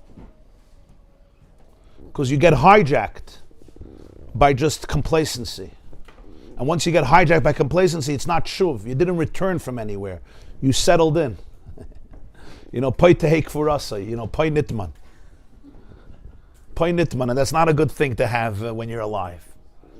Once you finish the avodah in shuv and you go to Gan Eden, then you can say poi nitman. But till as long as v'chai behem, v'loy sheyamos behem, is avodah is here. Neshamas beguf. There's a beautiful word from Reb Tzaddik HaKoyen Lublin. You know what he says? It's a hafladik word. It says in Maseches Brachas Hamachalef that Rabbi Akiva was taken by the Romans. And they took him out to kill Bizman Kriyash Mashal Shachris. That means they took him out before sunrise or during the morning. And they were torturing Rabbi Akiva. The Gemara describes in detail what they did. And Rabbi Akiva started to say Krishma because it was the time of Krishma. So it was probably before sunrise or by sunrise. And the Talmidim were there. And they told Rabbi Akiva, because the Romans wanted to do a spectacle, that everybody should see it. So the Talmidim told Rabbi Akiva, Ad Kan. Like, how can you say Krishma now? So Rabbi Akiva said, Kol Yomai. My whole life I said, V'ahavta Shem Elokecha b'chol levavcha b'chol nafshecha. And I always said, Masa Yava Leyadi V'akaimenu. When will I be able already to fulfill this mitzvah of loving God with all my soul? Achshav Shabal Leyadi. Now that I have this gift, you want me just you guys are crazy? Like Loya Kaimenu? So he continued to say Kriyashma. And then the Gemara says, when he came to the word Echad, Shema Yisrael Shem L'Keinu, Yatso Nafshe Be'echad. His soul went up in the Echad. Rabbi Akiva passed away. So that's what the Gemara's story is. The story itself, without any commentary, is, heart-wrenching and extremely profound, to put it mildly. But Reb Tzaddik says a whole new taich. He says, what was he answering to them? What was their question? They were saying, how could you say Krishna? So he says, because my whole life I'm waiting for this, and now I have an opportunity. So Reb Tzaddik says what he meant was something much deeper. He said as follows. The Romans are about to kill me. You should understand that every day when I say Krishna, I'm ready to leave. B'chol nafshecha, I'm ready to leave. Why don't I leave? Because I know God doesn't want. He doesn't want. He wants I should love him, but he doesn't want I should leave. He wants the ratzo should be mitigated by the shuv in our language, in the Maima's language. So I come back. But every day I'm there. I have no stocks in my container. I'm there. But God wants me in my container. I come back. Today I see that Hashem doesn't want me in my container. Today I see not. So basically, fine, I'm done. I'm in. I'm going to fulfill the mitzvah. So he says, the Gemara says, Yotza nafshe be'echad. The world teaches, when he said the word echad, that's when he died. He says, no. Yotza nafshe be'echad. His soul left not because of the Romans. They left because of his echad. Yotza nafshe be'echad, from the word echad, that's what caused his soul to leave. Not the Romans. Every day he would have left by echad. Every day when he said echad, one, he would have left. But he felt this instruction, this divine instruction, don't be like another Vaviyu. He says, Kol Yomai, my whole life I want this. My whole life is ratzo. But Hashem wants shuv, it's shuv. Today he doesn't want shuv anymore. So the Gemara is saying, don't think the Romans killed Rabbi Akiva. The Romans can't kill Rabbi Akiva. Rabbi Akiva's soul left his body. Avada, Reb Tzadok knows what they did. And you're saying once they did it, but that wasn't the nekud of what caused the neshama to leave.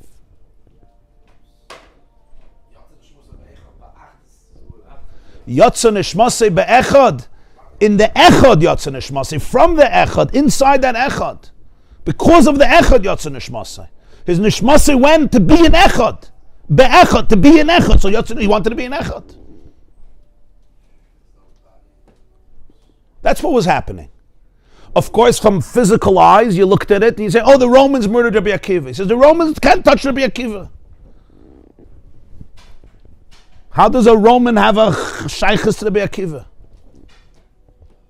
When you understand who Rabbi Akiva is, when you understand what a neshama is, what does he have with Rabbi Akiva?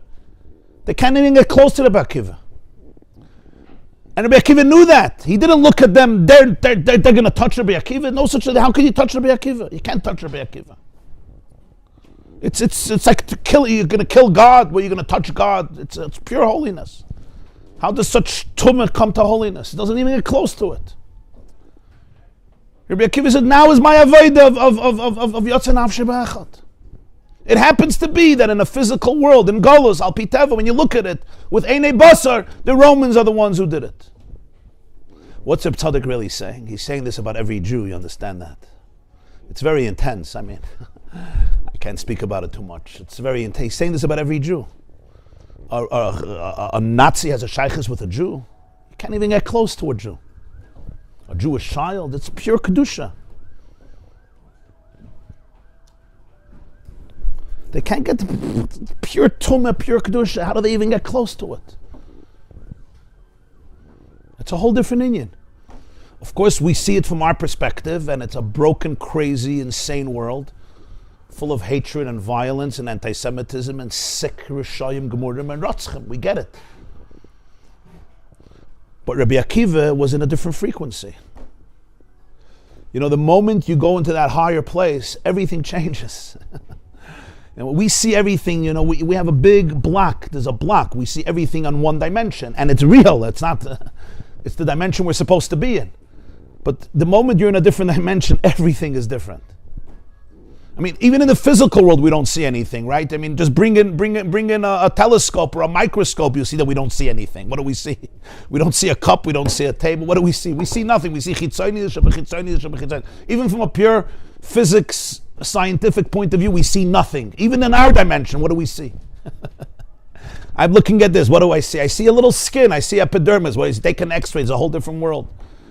And if you have an X-ray into the cells, and if you go deeper into the cells, I mean, it's a whole different world. That's even in Gashmi is pure science without any spirituality or faith. We don't see anything. We don't see atoms and subatoms. Forget about it. Who sees what? We don't see anything. Now imagine you go one step deeper. it's a whole different world. So Rabbi Akiva was in that frequency. He says, you think a Roman can touch Rabbi Akiva? It's Meshuggah? Man, it's not shaykh. You're talking about pure holiness, pure evil. It's not even the they can't even get close to the Dalar Amos of Rabbi Akiva. The whole union is different. It's Yotza Nafshe Be'echad. So realness is nefesh, very traditional means thinking about work. Not for you. For Rabbi Akiva, maybe. There's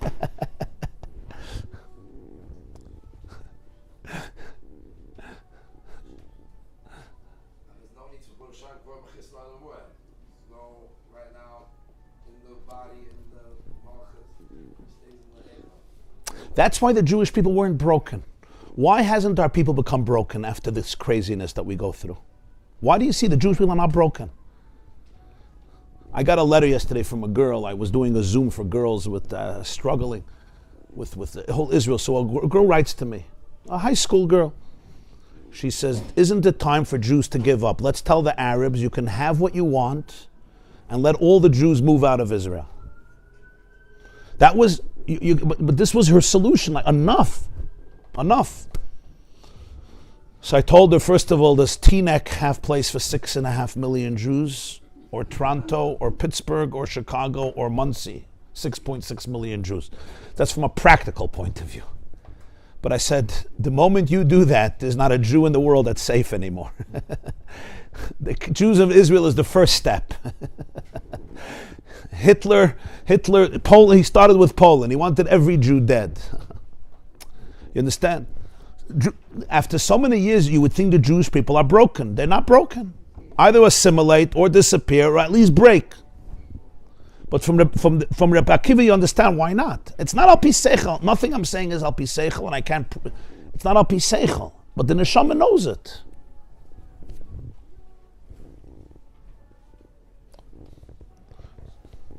So, the word from the Imre Yemes. You know the word from the Imre Yemes, the Gerer Rebbe. Vashabrim leinechem. He told this to a Holocaust survivor. Iveis the word harav zaks. There was a Holocaust survivor, a Gerer Chassid. He came to Eretz Yisrael. He lost his family, and he also lost his Yiddishkeit. He came to the Gerer Rebbe, the Imre Yemes. And the Imre Yemes told him that when Moshe broke the Luchas, he says to the Jewish people in Parshas Eikev, Vashabrem leinechem. I broke them before your eyes. He says, why does he add the words leinechem? What's the difference where he broke them? It happens to be he broke them in front of them. But let's say he didn't. What's the word? Vashabrim, I broke them. The point is that he broke the luchas. So the Imre Yemes taich, the real Chassidish taich. Vashabrim leinechem, I broke them only before your eyes. The luchas were not broken. They can't be broken. From your vantage point, you're wearing glasses. They're broken. Vashabrim leinechem, only leinechem.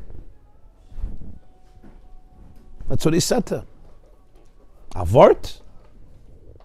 And he said this about the Jewish people. He said, Vashabrim, the Jewish people were broken, leinechem. Before your eyes, they were broken. From our vantage point, they were broken. They weren't broken.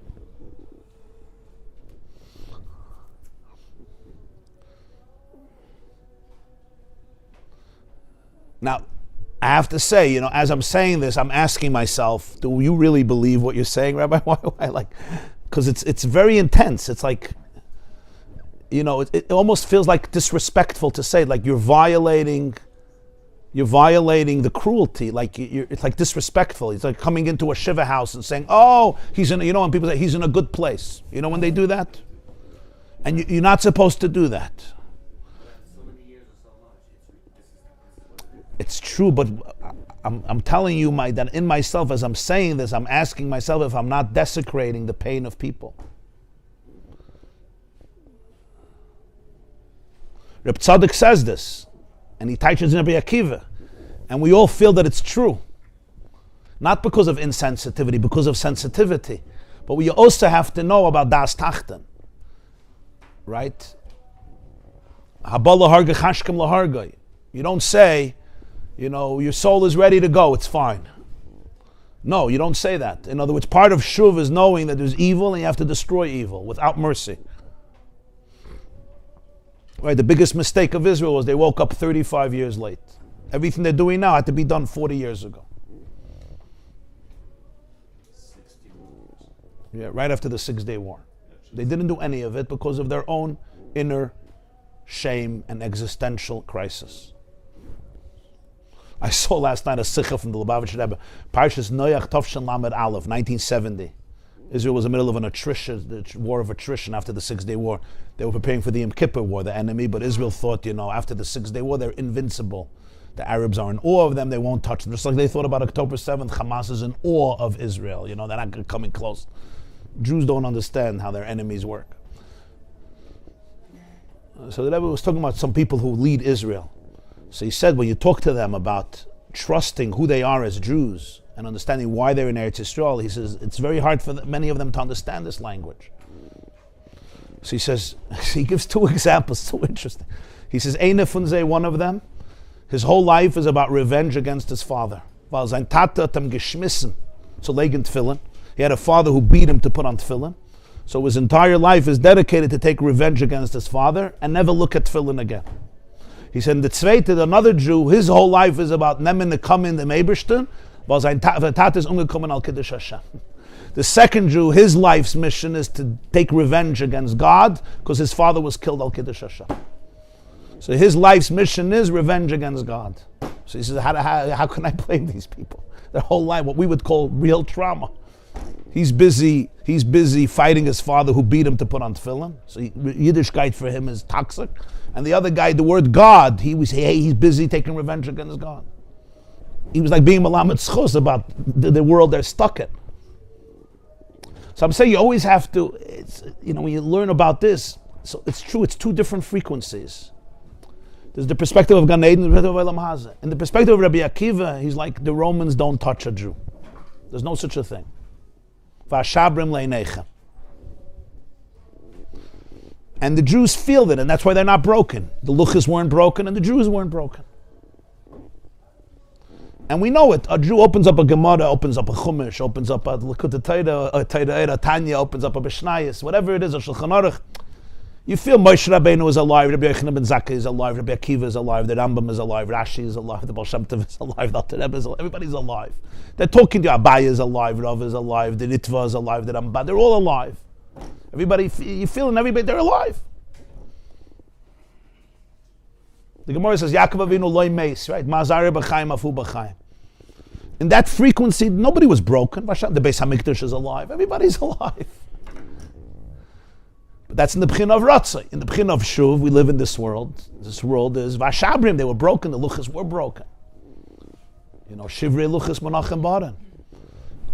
It's both very real. It's both very real. But in this Nekuda HaPnimis, what he brings out is that Rabbi Akiva Yotze Nafshe Be'echad was that in the real reality, no one touches a soul. Only a soul touches a soul. Only Ein Sof touches a soul. Nobody touches a soul. But we have to realize, that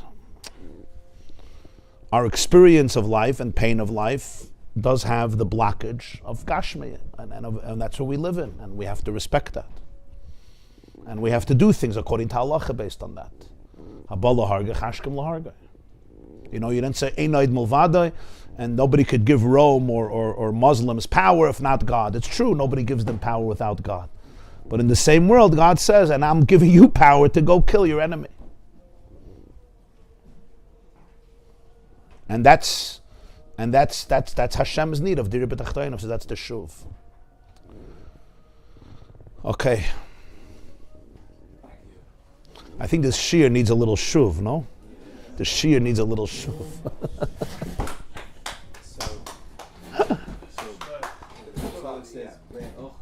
Be'echad. Yotze neshmasi be, not to nafshe be'echad. In the echad. What he means, be is base, 2. So that this Beis echad. became echad. Beis echad. Yeah.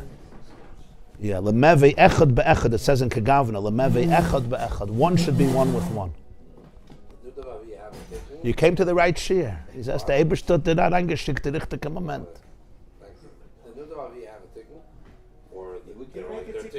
Everybody has a tikkun. You think they don't have a tikkun? Yeah, who needs this body? Who needs this show? Hashem needs. But like from their part, they have. The point is like this: when we say shuv, in many ways we have to be honest. Shuv is the easiest thing. Shuv just means take care of yourself, right? When the Alter Rebbe says shuv, it's Mesiras Nefesh. I once heard from the Rebbe, he said, the größte Mesiras Nefesh von Alten Rebben is, was ist weggegangen von Dveikus in Ein Sof zu Tona Teva Yidden. His biggest Mesiras Nefesh was he tore himself away from Dveikus in Ein Sof to do a favor to a person. And it wasn't a favor on his terms, it was a favor on that person's terms. For him, shuv is Mesiras Nefesh.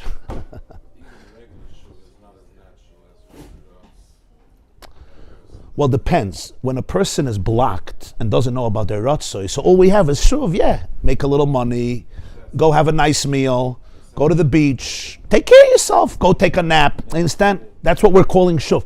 What the shuv is talking here about is the shuv that you that you come to after the ratzo. Right, so it's not really shuv, because the word shuv means returning. Returning means I was somewhere, right? If I never left, a guy came to the Chayz of Lublin, right, and he says, I have machshavas zaras bam davenen. I have machshavas zaras bam davenen. So he says, no. The davening is a machshavas zara. No, not that. The davening is the machshavas zara. You're thinking about something. It happens to be, hoidu, okay. Hoidu is a machshavas zara. He never left. It's not like he stopped machshavas zara. He's in the middle of davening and suddenly a thought came in. He says the whole davening is the machshavas zara. It's like I'm on my phone. Okay, he started hoidu. Oh, he's holding your shtabach. Fine, you put it away. That's your shtabach is the machshavas zara, not the. It's exactly like going home after a shiur. Shuv means you're returning from a journey. You want a journey, an authentic journey. You're returning. The shuv of just like I'm not interested in anything. That's not Mesiras Nefesh. This shuv, you're saying the ratz is hachana to the shuv. It's the shuv of integration, of taking the awareness of the soul in its deepest frequency, longing for infinity, and bringing that into your marriage, to your relationship, to your office, to your work, when you're eating breakfast, when you're in relations with people, when you're in relation with your children, when you get angry, when you get triggered, when you get frustrated. That's not so easy. You'll try it, you'll see. Das Tachten, to bring it into those places. You just got triggered like crazy. Don't talk to me about Ein Sof, I'm triggered. How do you even do that? It's very hard, because if you do it in a fake way, it's not integration. Integration doesn't mean you don't have emotions. That's not integration. Shuv doesn't mean, I don't have emotions anymore. Nobody triggers me. Please, until they trigger you. My wife says it works till it stops working. You know what I mean? Till they trigger you, nobody triggers you. Yeah, you landed. You're gonna land. Maybe not in a week, in 3 weeks. Somebody's gonna trigger you. I promise. Unless you're mamash a malach. Maybe you became a malach, but I doubt it. You understand? And when that happens, you're not in ratzo. You're in a different place. So to be able to say, can I hold space for my animal soul and slowly teach it what I learned? That's not so simple. That's an avodah, but that's what God needs. Yeah, well, ratzo is opening yourself up to a very deep truth. And it is a pain over there. The longing has a pain because I'm trying to connect and I'm not there yet. And also I realize the pain of all the disconnection that happened. There's two pains in ratzo. There's what I missed and what I'm looking for. And they're both painful in a different way. But both pains are very good because it's real pain. It's pain from life. It's pain from connection. It's pain from coming closer to yourself. By design. It's a blessed pain. The alternative is dead. It's life. That pain is life. Yes, that pain is life. And not to substitute that with a fake life is the key. To stay in the pain of ratzo and not camouflage it and not give me a counterfeit $100 bill to say, this is better. Pay for your ticket with this. To stay in that pain, because that's where real growth is going to be. That's where you're going to be. When Hashem says to Chava ishich chukasech, in a way, he says it after the Eitz Hadas, because after the Eitz Hadas, she's not sure if she wants her husband or she wants the snake. It says in Gemara in Shabbos, Kuf Memvav, that the snake had intimacy with Chava. What does that mean? He had intimacy with Chava. What does that mean? It means this. It means that there's going to be snakes that you're going to want to have intimacy with because they're much easier than Adam.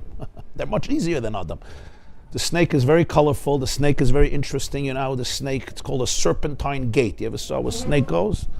Takes you to interesting places. Adam is a very predictable guy, you know. He's straight. Yeah, the snake is an interesting nachash, right? Nachash is Rav Gvani, colorful and multifaceted, and the choshen is Isis nachash, the choshen and all these different stones and colors, and nachash is Isis choshen. So intimacy with the snake is a very powerful temptation. So Chava has to remind herself, Vel ishech shukasech, you're looking for your husband, you're not looking for the snake. Even when you're with Adam, you could be looking for the snake in Adam, not for Adam. And when Adam is going to Chava, he may be looking for the snake that injected its poison into Chava. He's not looking for Chava, he's looking for the snake in Chava. He's not looking for the Eitz Hadas, he's not looking for the Eitz HaChaim, he's looking for the Eitz Hadas. And that's a different experience of intimacy. Eitz Hadas, by the way, Das is intimacy. Eitz Hadas is intimacy. Yeah, intimacy, but it's intimacy of Tov and Ra. It's a complicated intimacy. It's intimacy that looks intimate, but it's narcissistic. It's not real intimacy. Eitz HaChaim is intimacy, different type. So the snake, hijacks it. And Adam could be with Chava, but he's really living with the snake in Chava. He's not living with Chava. He's using Chava to find the snake. And Chava is using Adam to find the snake. And that's what we're all dealing with. And getting out of that Eitz Hadas, that's the Nakud of the Smaimer. It's Nakud of every Maimer. It's going to that place where you don't confuse the two. The Das is not Toivira, it's not mixed. He's soon going to have klois on nefesh. Give him a bagel with butter. Or maybe with jalapeno herring or something to bring him down. Yeah. Be'ezer Hashem will continue Monday mornings. No, we're changing the clock. The clock is changing? So they're going back. Vasikim will be earlier, yeah? Yes. Vasikim will go back. 15 minutes early. 50. 50. What's the problem? So 7:45. We sleep more. But it's only going to be for 4 weeks. Ah? Because it moves very fast. I know, yeah. Okay. Tzlacha. Psudas Taivas.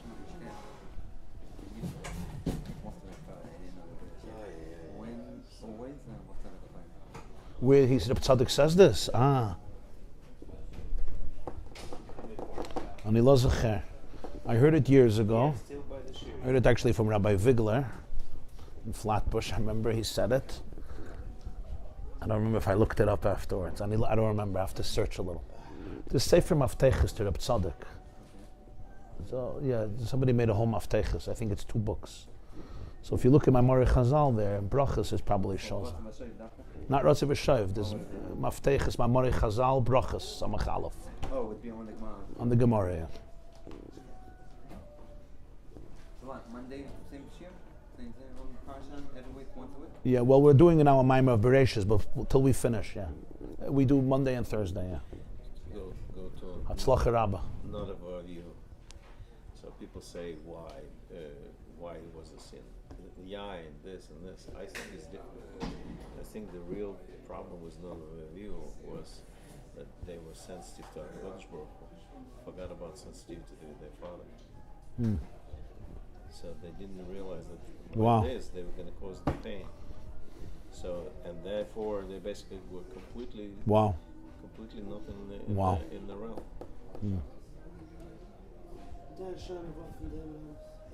Vashabrim leinechem, moiredik, huh?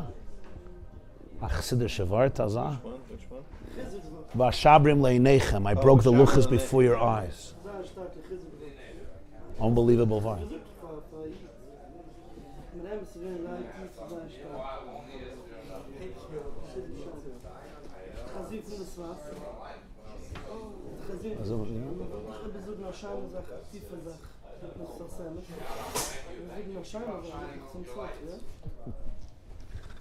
When a scharfe sagt, the Kotzke. A tiefe sagt was emes, a scheine sagt sam Seufer, a scharfe sagt the Kotzke.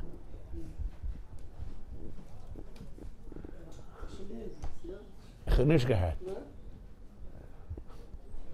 Powerful, whatever. Today was mamish.